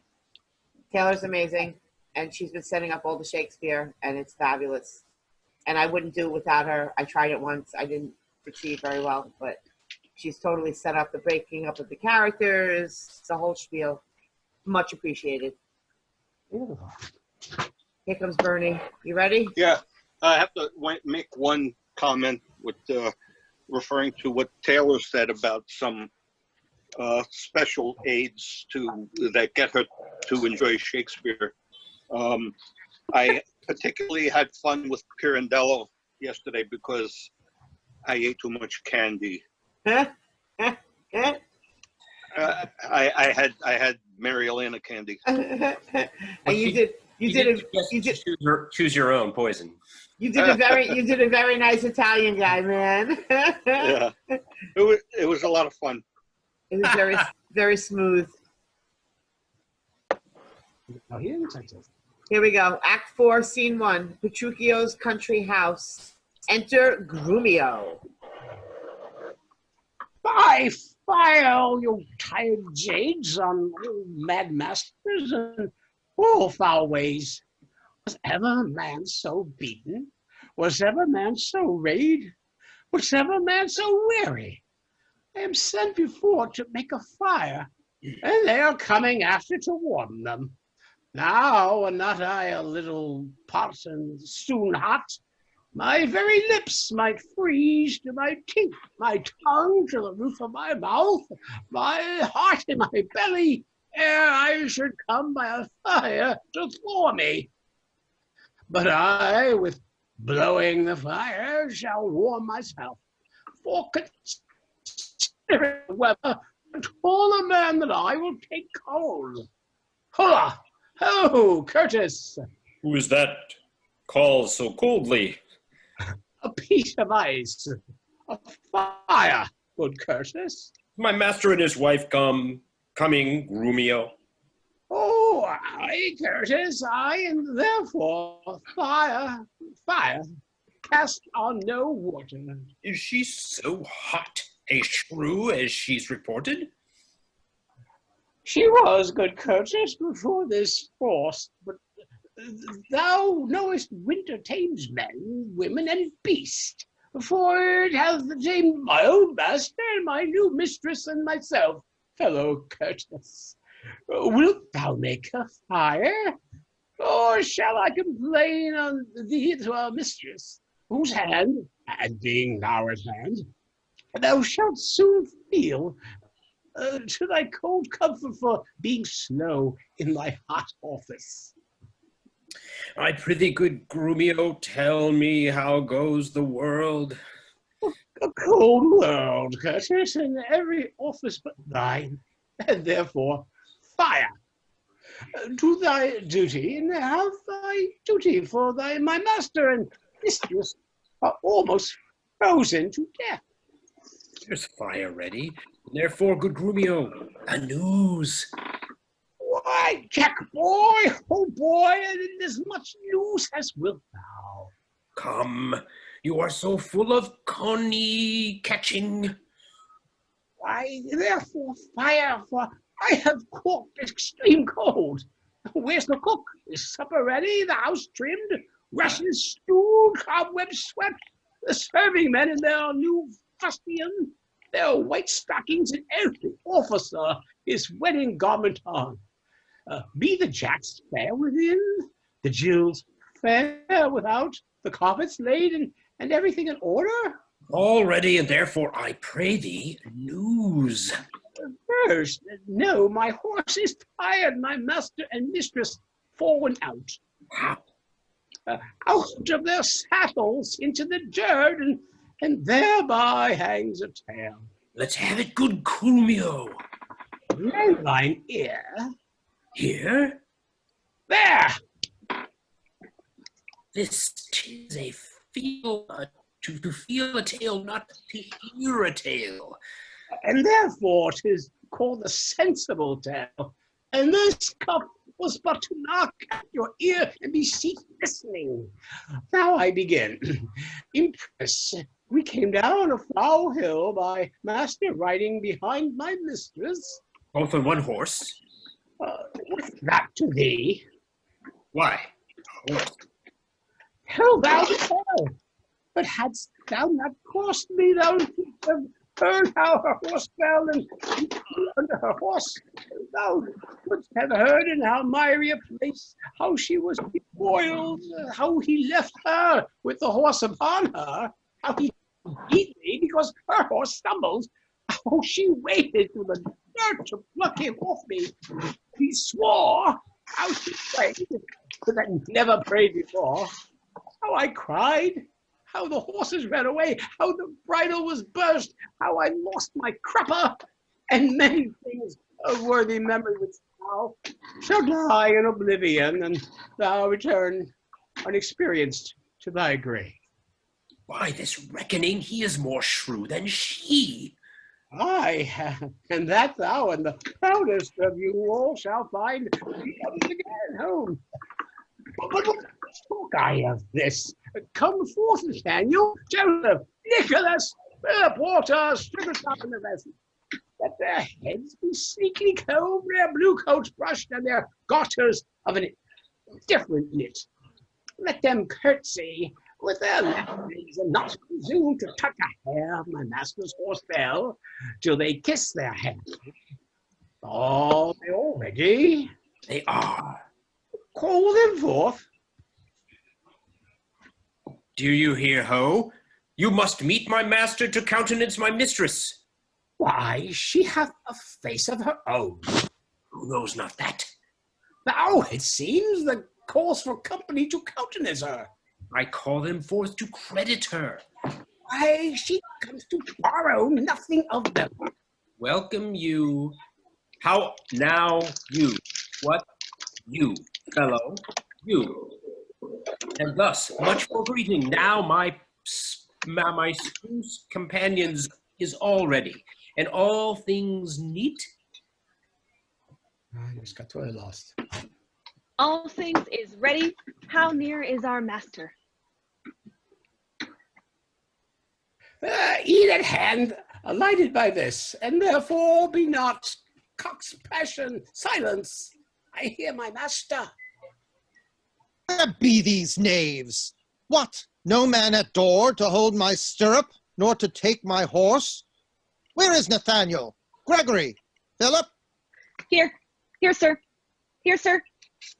Here, sir, here, sir, here, sir, here, sir, you logger-headed and unpolished grooms. What? No attendance, no regard, no duty? Where is the foolish knave I sent before? Here, sir, as foolish as I was before. You peasant swain, you whores-on malt horse drudge, did I not bid thee meet me in the park, and bring along these rascal knaves with thee? Nathaniel's coat, sir, was not fully made, and Gabriel's pumps were all unpinked at the heel. There was no link to color Peter's hat, and Walter's dagger was not come from sheathing. There were none fine but Atom, Ralph, and Gregory. The rest were ragged, old, and beggarly. Yet, as they are, here are they come to meet you. Go, rascals, go, and fetch my supper in. Where is the life that late I led? Where are those? Sit down, Kate, and welcome. Why, when I say, nay, good sweet Kate, be merry. Off with my boots, you rogues, you villains. When?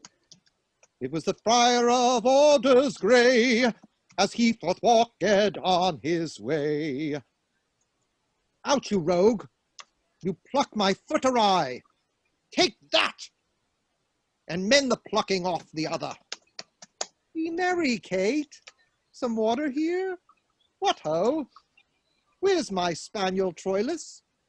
Sirrah, get you hence and bid my cousin Ferdinand come hither. One, Kate, that you must kiss and be acquainted with. Where are my slippers? Shall I have some water? Come, Kate, and wash and welcome heartily. You whoreson villain, will you let it fall? Patience, I pray you, 'twas a fault unwilling. A whoreson, beetle-headed, flap-eared knave. Come, Kate, sit down. I know you have a stomach. Will you give thanks, sweet Kate, or else shall I? What's this? Mutton? Aye. 'Tis burnt, and so is all the meat. What dogs are these? Where is the rascal cook? How durst you, villains, bring it from the dresser and serve it thus to me that love it not? There, take it to you, trenchers, cups and all. Shh! You headless joltheads and unmannered slaves. What, do you grumble? I'll be with you straight. I pray you, husband, be not so disquiet. The meat was well, if you were so contented. I tell thee, Kate, 'twas burnt and dried away, and I expressly am forbid to touch it, for it engenders choler, planteth anger, and better 'twere that both of us did fast. Since of ourselves are choleric, then feed it with such over-roasted flesh.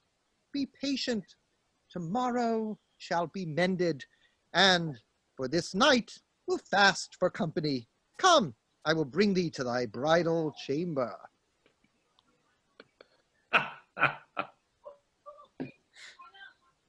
Didst thou ever see the like? He kills her in her own humor. Where is he? In her chamber, making a sermon of constancy to her, and rails and swears and rates, and she, poor soul, knows not which way to stand, to look, to speak, and sits as one new risen from a dream. Away, away, for he is coming hither. Thus have I politically begun my reign, and 'tis my hope to end successfully. My falcon now is sharp and passing empty, and till she stoop, she must not be full gorged, for then she never looks upon her lure. Another way I have to man my haggard, to make her come and know her keeper's call, that is to watch her, as we watch these kites that bait and beat and will not be obedient. She eat no meat today, nor none shall eat. Last night she slept not, nor tonight she shall not. As with the meat, some undeserved fault I'll find about the making of the bed. And here I'll fling the pillow, there the bolster, this way the coverlet, another way the sheets. Aye, and amid this hurly I intend that all is done in reverend care of her. And in conclusion, she shall walk all night, and if she chance to nod, I'll rail and brawl, and with the clamor keep her still awake. This is the way to kill a wife with kindness. and thus I'll curb her mad and headstrong humor. He that knows better how to tame a shrew, now let him speak. 'Tis charity to shew. Scene 2, Padua, before Baptista's house. Enter Tranio as Lucentio and Hortensio as Litio. Is it possible, friend Litio, that Mistress Bianca doth fancy any other but Lucentio? I tell you, sir, she bears me fair in hand. Sir, to satisfy you in what I have said, stand by and mark the manner of his teaching. Now, mistress, profit you in what you read. What, master, read you? First resolve me that. I read that I profess the art of love. And may you prove, sir, the master of your art. While you, sweet dear, prove the mistress of my heart. Mwah. Quick proceeders, Mary.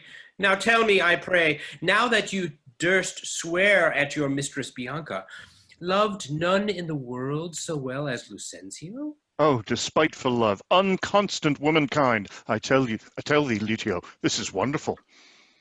Mistake no more. I am not Litio. Not a musician as I seem to be, but one that scorned to live in this disguise, for such a one as leaves a gentleman and makes a god of such a cullion. Know, sir, that I am called Hortensio. Signor Hortensio, I have often heard of your entire affection to Bianca, and since mine eyes are witness of her likeness, I will with you, if you be so contented, forswear Bianca and her love forever. See how they kiss and court, Signor Lucentio. Here is my hand, and here I firmly vow never to woo her more, but do forswear her, and as one unworthy of all former favors that I have fondly flattered her withal. And here I take the unfeigned oath never to marry with her, though she would entreat. Fie on her, see how beastly she doth court him. Would all the world but he had, quote, quite forsworn, for me, that I may surely keep mine oath. I will be married to a wealthy widow ere 3 days pass, which hath as long loved me as I loved this proud, disdainful haggard. And so farewell, Signor Lucentio. Kindness in women, not their beauteous looks, shall win my love. And so I take my leave in resolution I swear before. Mistress Bianca, bless you with such grace as longeth to lovers' blessed case. Nay, I obtain you napping, gentle love, and have forsworn you with Hortensio. Tranio, you jest. But have you both forsworn me? Mistress, we have. Then we are rid of Litio. If, in faith, he'll have a lusty widow now that shall be wood and wedded in a day. God give him joy. Aye, and he'll tame her. He says so, Tranio? Faith, he is gone unto the taming school. The taming school? What, is there such a place? Aye, mistress, and Petruchio is the master, that teacheth tricks 11 and 20 long to tame a shrew and charm her chattering tongue. Oh, master, I have watched so long that I am dog-weary, but at last I spied an aged angel coming down the hill will serve the turn, a marketant, or a pedant, I know not what, but format in apparel, in gait and countenance, surely like a father. And what of him, Tranio? If he be credulous and trust my tale, I'll make him glad to seem Vincentio and give him assurance to Baptista Minola, as if he were the right Vincentio. Take in your love, and then let me alone. God save you, sir. And you, sir, you are welcome. Travel you far on, or are you at the farthest? Sir, at the farthest for a week or two, but then up farther, and as far as Rome, and so to Tripoli, if God lend me life. What countryman, I pray? Of Mantua. Of Mantua, sir? Marry, God forbid. And come to Padua, careless of your life? My life, sir? How, I pray? For that goes hard. 'Tis death for anyone in Mantua to come to Padua. Know you not the cause? Your ships are stayed at Venice, and the Duke, for private quarrel twixt your Duke and him, hath published and proclaimed it openly. 'Tis a marvel, but that you are newly come, you might have heard it else proclaimed about. Alas, sir, it is worse for me than so, for I have bills for money by exchange from Florence, and must here deliver them. Well, sir, to do you courtesy, this will I do, and this I will advise you. First, tell me, have you ever been at Pisa? I, sir, in Pisa have I often been, Pisa renowned for grave citizens. Among them, know you one Vincentio? I know him not, but I have heard of him, a merchant of incomparable wealth. He is my father, sir, as sooth to say, in countenance somewhat doth resemble you. Much as an apple doth an oyster, and all one. To save your life in this extremity, this favor will I do you for his sake, and think it not the worst of an your fortunes that you are like to Sir Vincentio. His name and credit shall you undertake, and in my house you shall be friendly lodged. Look that you take upon you, as you should. You understand me, sir? So shall you stay till you have done your business in the city. If this be courtesy, sir, accept of it. Oh, sir, I do, and will repute you ever, the patron of my life and liberty. And go with me to make the matter good. This, by the way, I let you understand. My father is here looked for every day to pass assurance of a dower in marriage twixt me and one Baptista's daughter here. In all these circumstances, I'll instruct you. Go with me to clothe you as becomes you. Scene 3, a room in Petruchio's house. Enter Catherine and Grumio. No, no, forsooth, I dare not for my life. The more my wrong, the more his spite appears. What, did he marry me to famish me? Beggars that come unto my father's door upon entreaty have a present alms. If not, elsewhere they meet with charity. Nor never needed that I should entreat. No, oh, sorry. But I, who never knew how to entreat, nor never needed that I should entreat, am starved for meat, giddy for lack of sleep, with oaths kept waking, and with brawling fed. And that which spites me more than all these wants, he does it under name of perfect love. As who should say, if I should sleep or eat, 'twere deadly sickness or else present death. I prithee go and get me some repast. I care not what, so it be wholesome food. What say you to a neat sport? 'Tis passing good. I prithee let me have it. I fear it is too caloric a meat. How say you to a fat tripe finely broiled? I like it well. Good Grumio, fetch it me. I cannot tell. I fear 'tis choleric. Oh. What say you to a piece of beef and mustard? A dish that I do love to feed upon.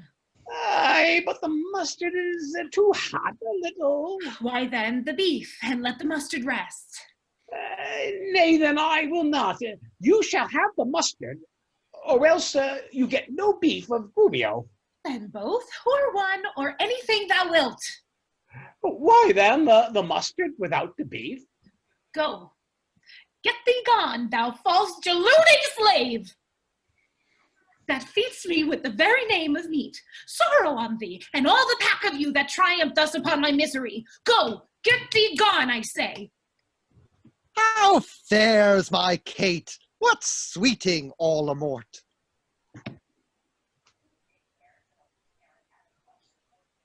Sorry, mistress, what cheer?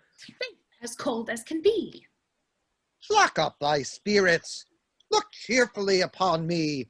Here, love, thou seest how diligent I am. To dress thy meat myself and bring it thee, I am sure, sweet Kate, this kindness merits thanks. What? Not a word?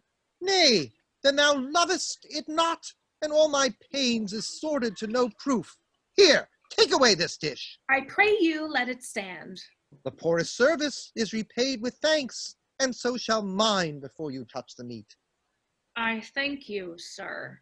Signor Petruchio, fie, you are to blame. Come, Mistress Kate, I'll bear you company.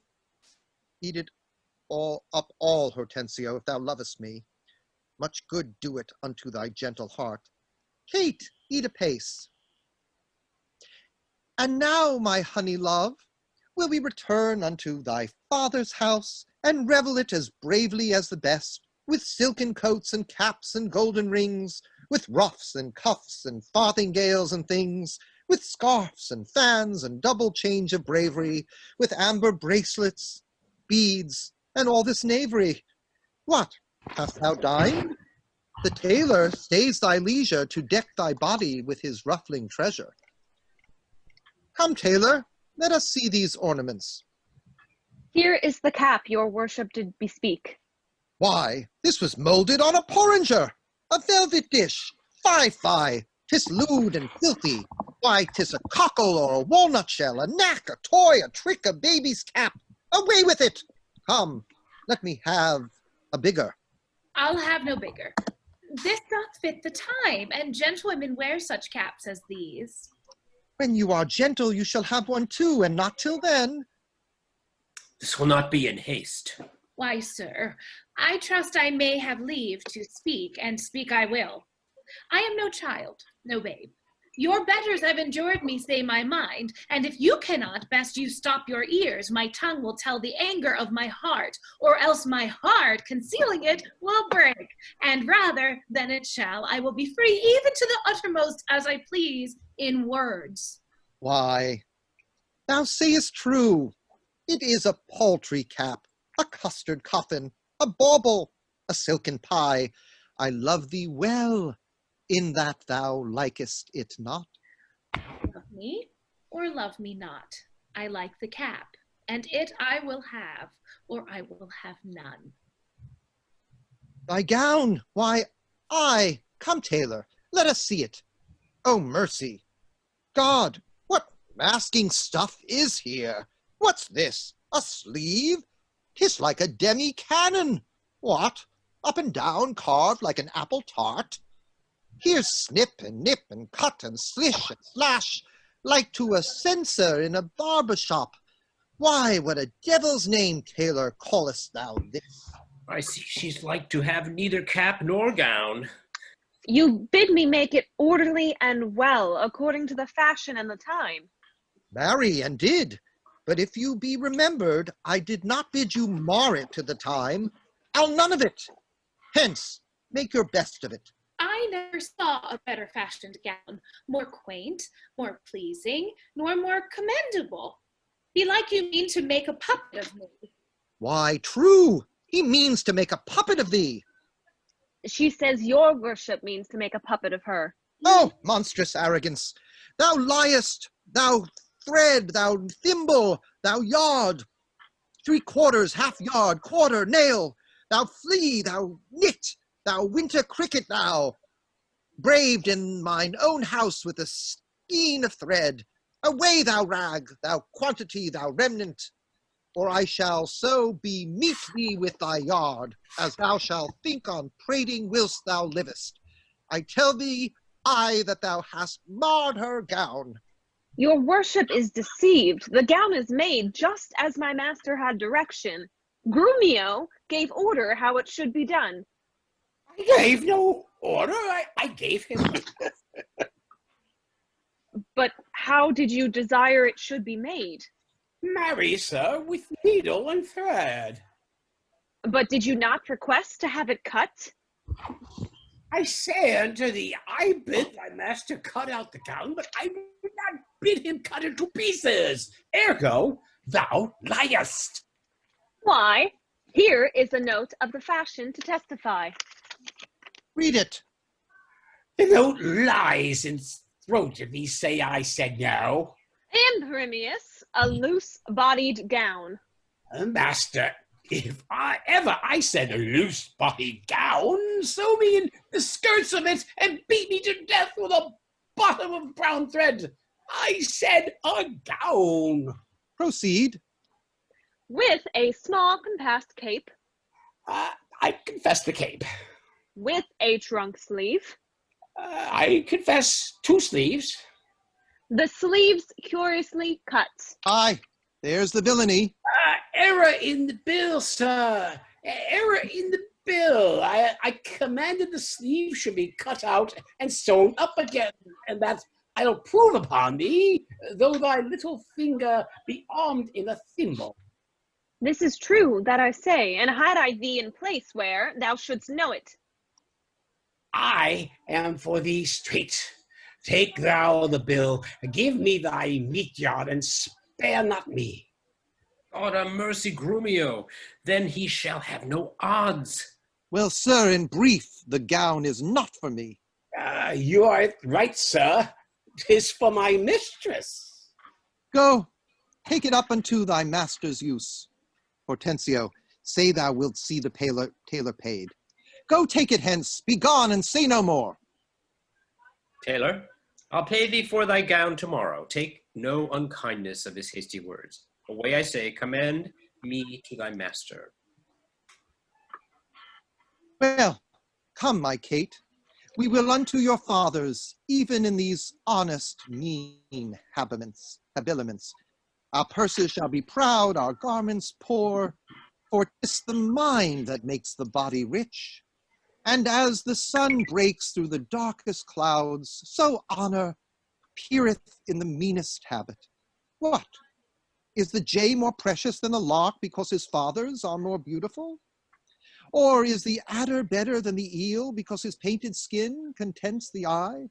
Oh, no, good Kate, neither ought, though the worse for this poor furniture and mean array. If thou accountest it shame, lay it on me, and therefore frolic. We will henceforthwith to feast and sport us at thy father's house. Go, call my men, and let us straight to him, and bring our horses unto Long Lane End. There we will mount, and thither walk on foot.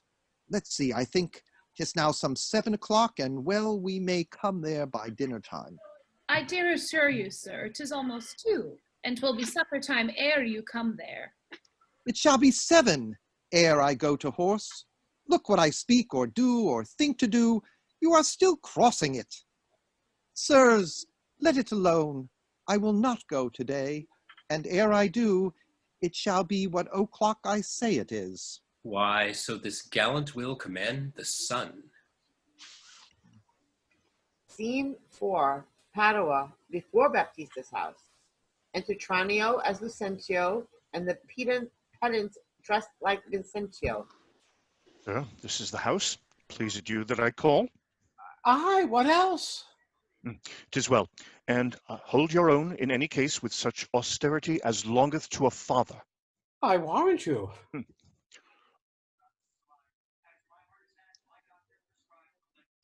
Oh, but sir, here comes your boy. 'Twere good he was schooled. Fear you not him.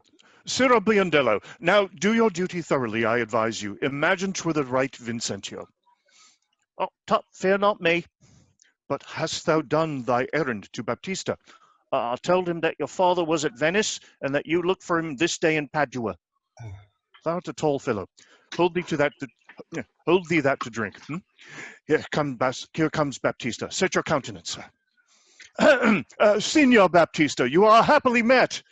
Sir, this is the gentleman I told you of. I pray you stand good father to me now. Give me Bianca for my patrimony. A soft son, sir, by your leave, having come to Padua to gather in some debts, my son Lucentio may be acquainted with the weighty cause of love between your daughter and himself. And for the good report I hear of you, and for the love he beareth to your daughter, she to him, to stay him not too long. I am content in a good father's care to have him matched. And if you please to like no worse than I, upon some agreement me shall you find ready and willing, with one consent to have her so bestowed. For curious, I cannot be with you, Signor Baptista, of whom I hear so well. Sir, pardon me in what I have to say. Your plainness and your shortness please me well. Right true it is, your son Lucentio here Both love my daughter, and she loves him, or both dissemble deeply their affections, and therefore, if you say no more than this, that like a father you will deal with him and pass my daughter a sufficient dower, the match is made and all is done. Your son shall have my daughter with consent. I thank you, sir. Where then do you know best we be afeed, and such assurance ta'en as shall with either part's agreement stand? Not in my house, Lucentio, for you know, pitchers have ears and I have many servants. Besides, old Gremio is hearkening still, and happily we might be interrupted. Then at my lodging, an it like you, there doth my father lie, and there this night we'll pass the business privately and well. Send for your daughter by your servant here. My boy shall fetch the scrivener presently. The worst is this, that at so slender warning you are like to have a thin and slender pittance. It likes me well. Cambio, he you home, and bid Bianca make her ready straight, and if you will, tell what hath happened. Lucentio's father is arrived in Padua, and how she's like to be Lucentio's wife. Pray the gods she may, with all my heart. Dally not with the gods, but get thee gone. Signor Baptista, shall I lead the way? Come, sir, we will better it in Pisa. I will follow you.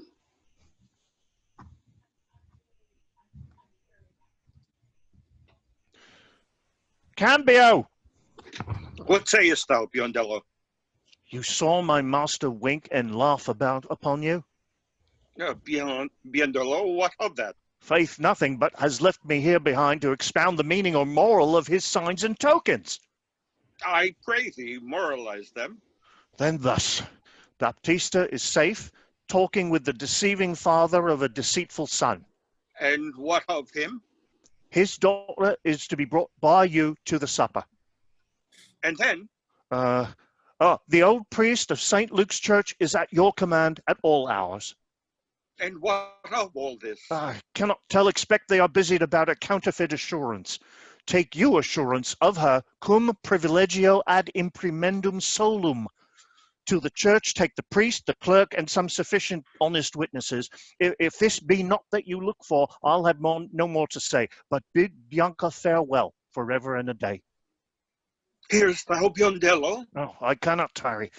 My master hath appointed me to go to St. Luke's to bid the priest be ready to come against you. Come with your appendix. I may and will, if she be so contented. She will be pleased. Then wherefore should I doubt? Hap what hap may, I'll wrongly go about her.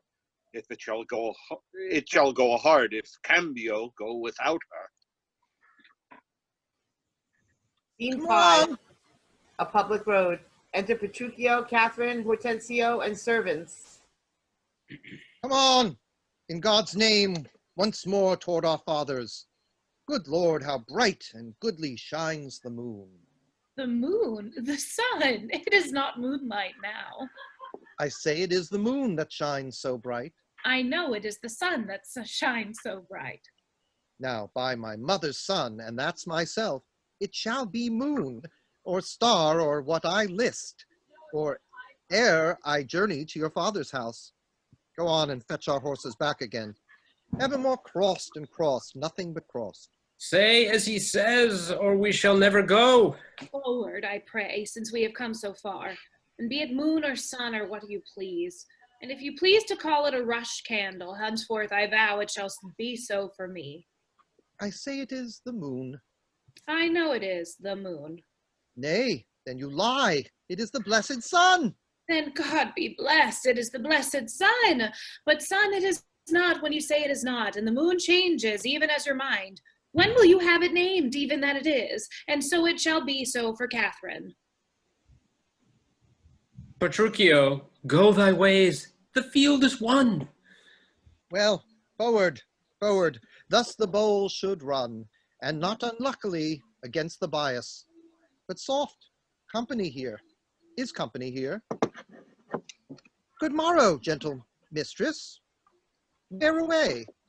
Tell me, sweet Kate, and tell me truly too, hast thou beheld a fresher gentlewoman such war of white and red within her cheeks?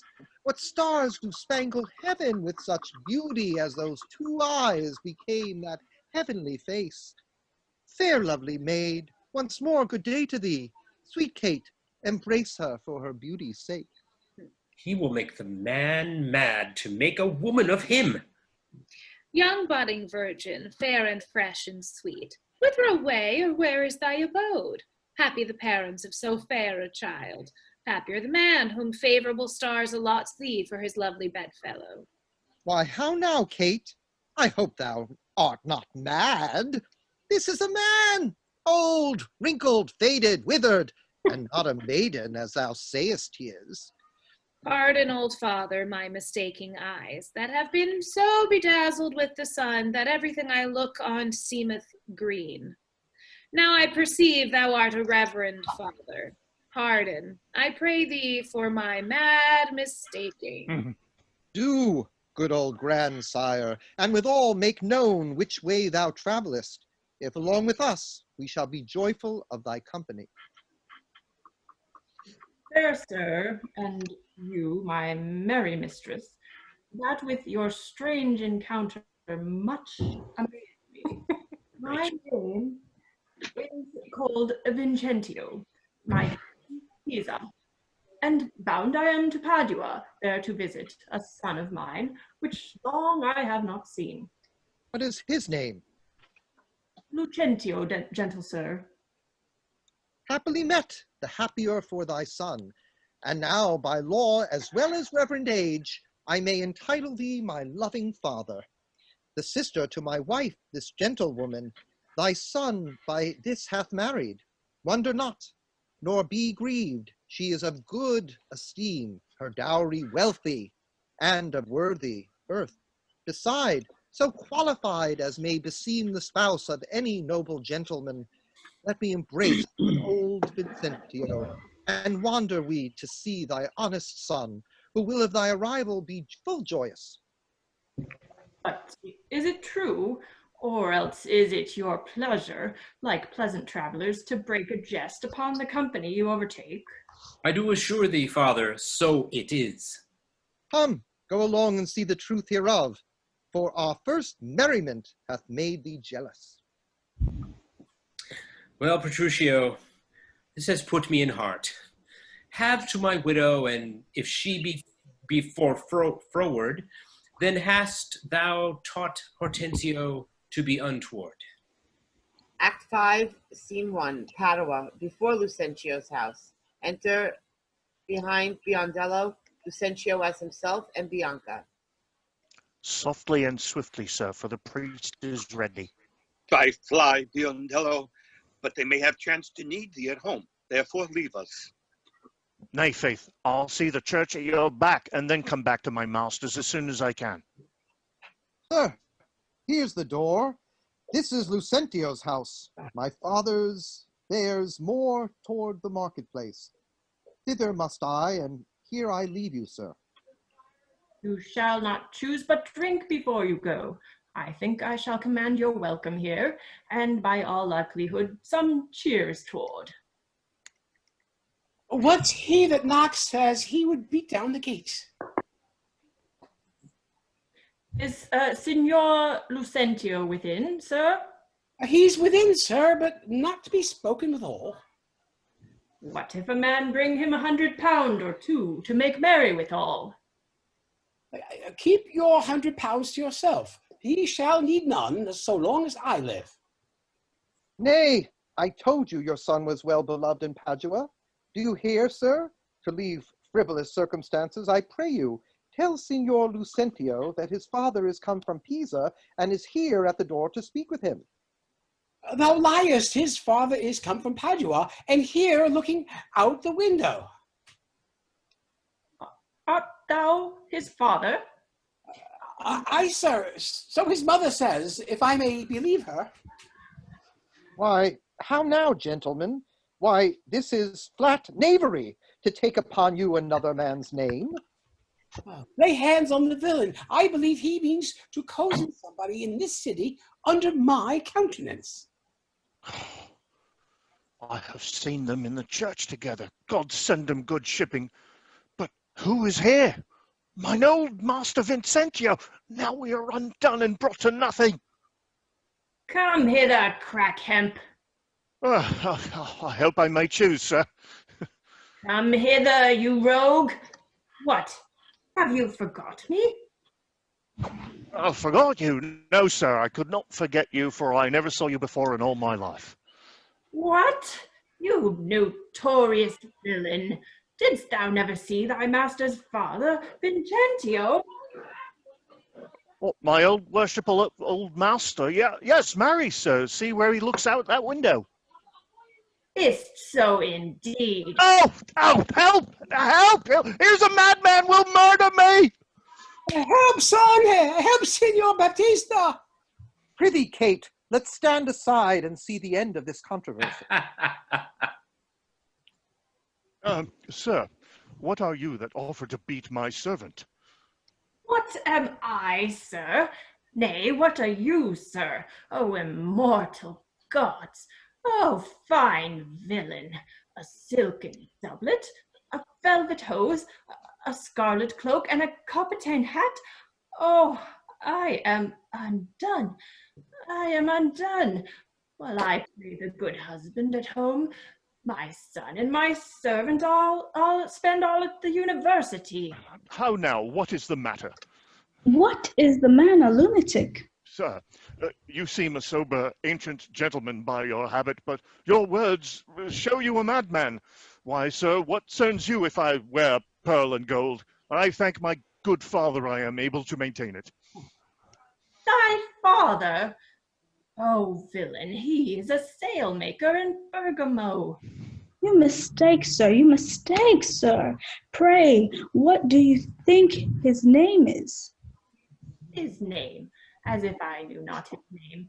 I have brought him up ever since he was 3 years old, and his name is Tranio. Away, away, mad ass! My name is Lucencio, and he is mine only son and heir to the lands of me, Signor Vincentio. And Lucentio? Oh, he hath murdered his master. Lay hold on him. I charge you in the Duke's name. Oh, my son, tell me, thou villain, where is my son Lucentio? Call forth an officer!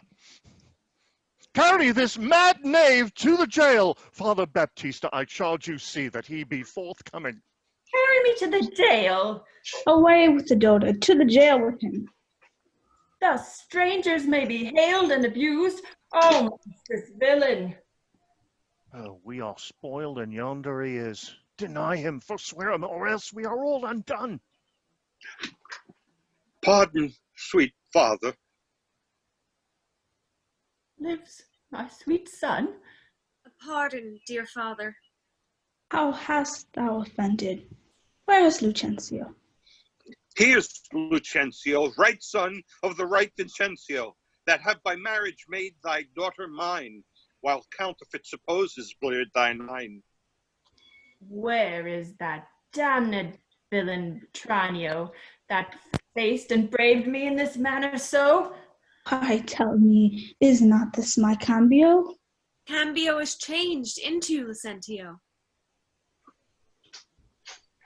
Love wrought these miracles. Bianca's love made me exchange my state with Tranio, while he did bear my countenance in the town, and happily I have arrived at last unto the wished haven of my bliss. What Tranio did, myself enforced him to.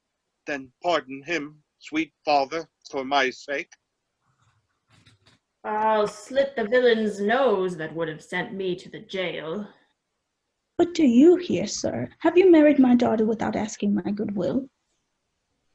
Fear not, Baptista. We will content you.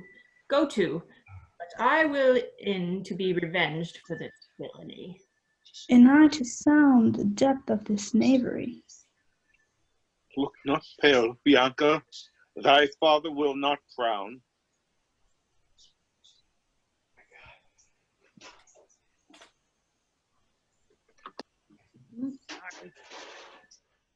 Kate, Catherine, Husband, let's follow to see the end of this ado. First, kiss me, Kate, and we will. What, in the middle of the street? What? Art thou ashamed of me? No, sir, God forbid, but ashamed to kiss. Why then, let's home again. Nay, I will give thee a kiss. Now pray thee, love, stay. Is not this well? Come, my sweet Kate. Better once than never, for never too late.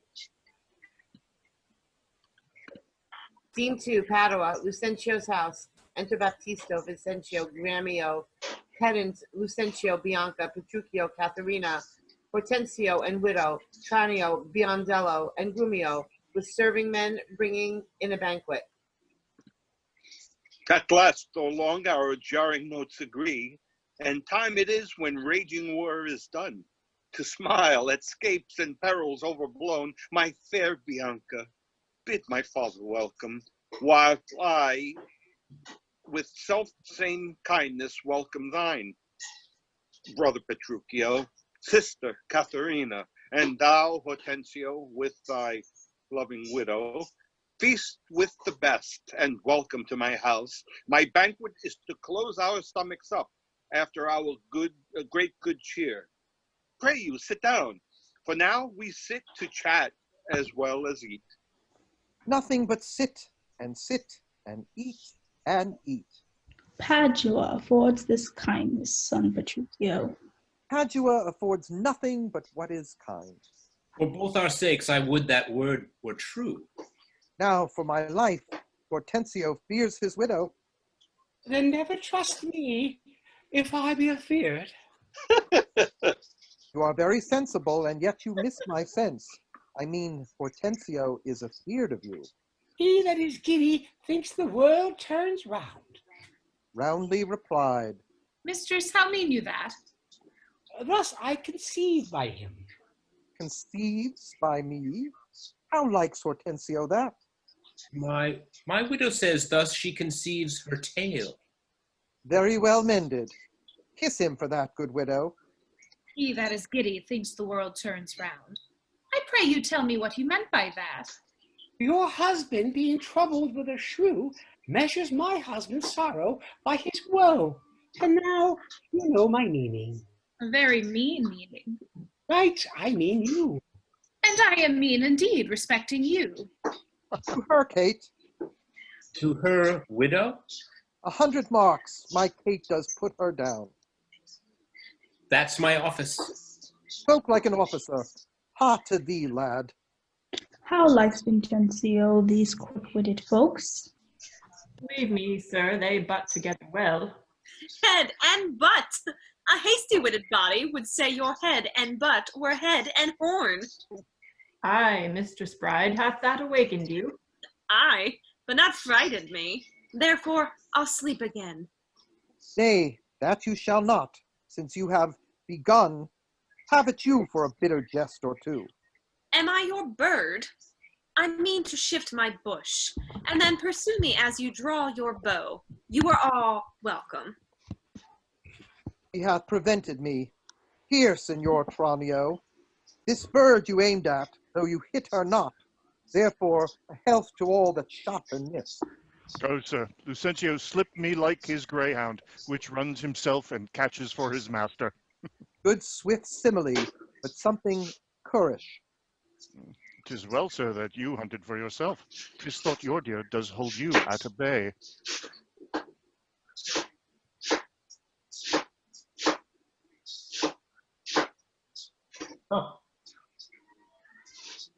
Oh ho, Petruchio. Tranio hits you now.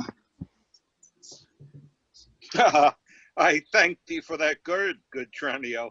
Confess, confess, hath he not hit you here? He has a little galled me, I confess, and as the jest did glance away from me, 'tis 10 to 1, it maimed you to outright. Now, in good sadness, son Petruchio, I think thou hast the veriest shrew of all. Well, I say no, and therefore, for assurance, let each one send unto his wife, and he whose wife is most obedient to come at first when he doth send for her shall win the wager which we will propose. Oh, content. What is the wager? 20 crowns. 20 crowns? I'll venture so much of my hawk or hound, but 20 times so much upon my wife. 100 then. Content. A match, 'tis done. Who shall begin? That I will. Go, Biondello. Bid your mistress come to me. I'll go.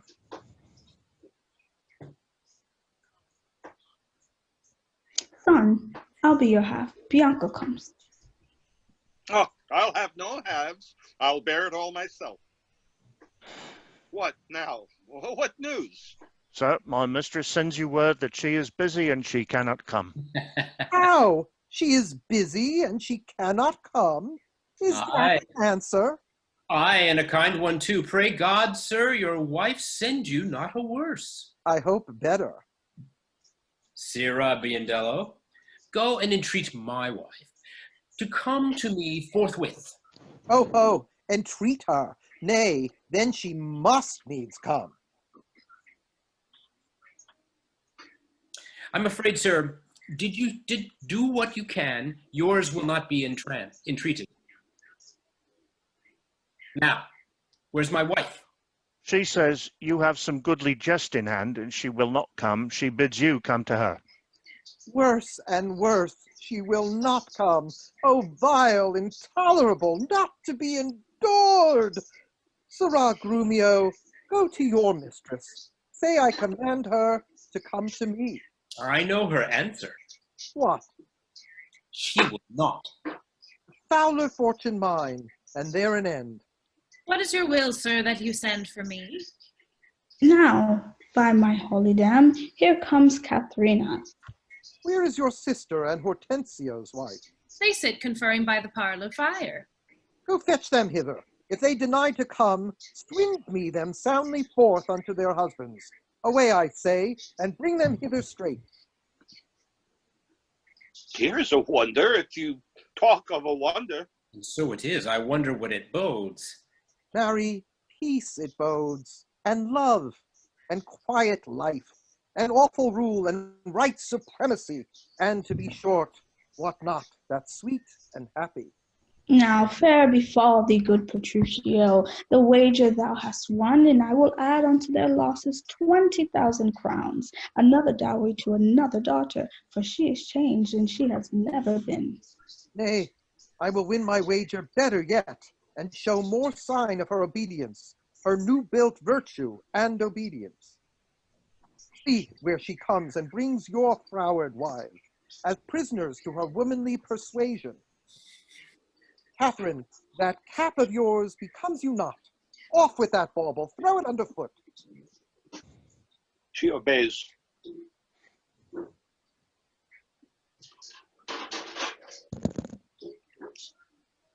You're muted. Widow.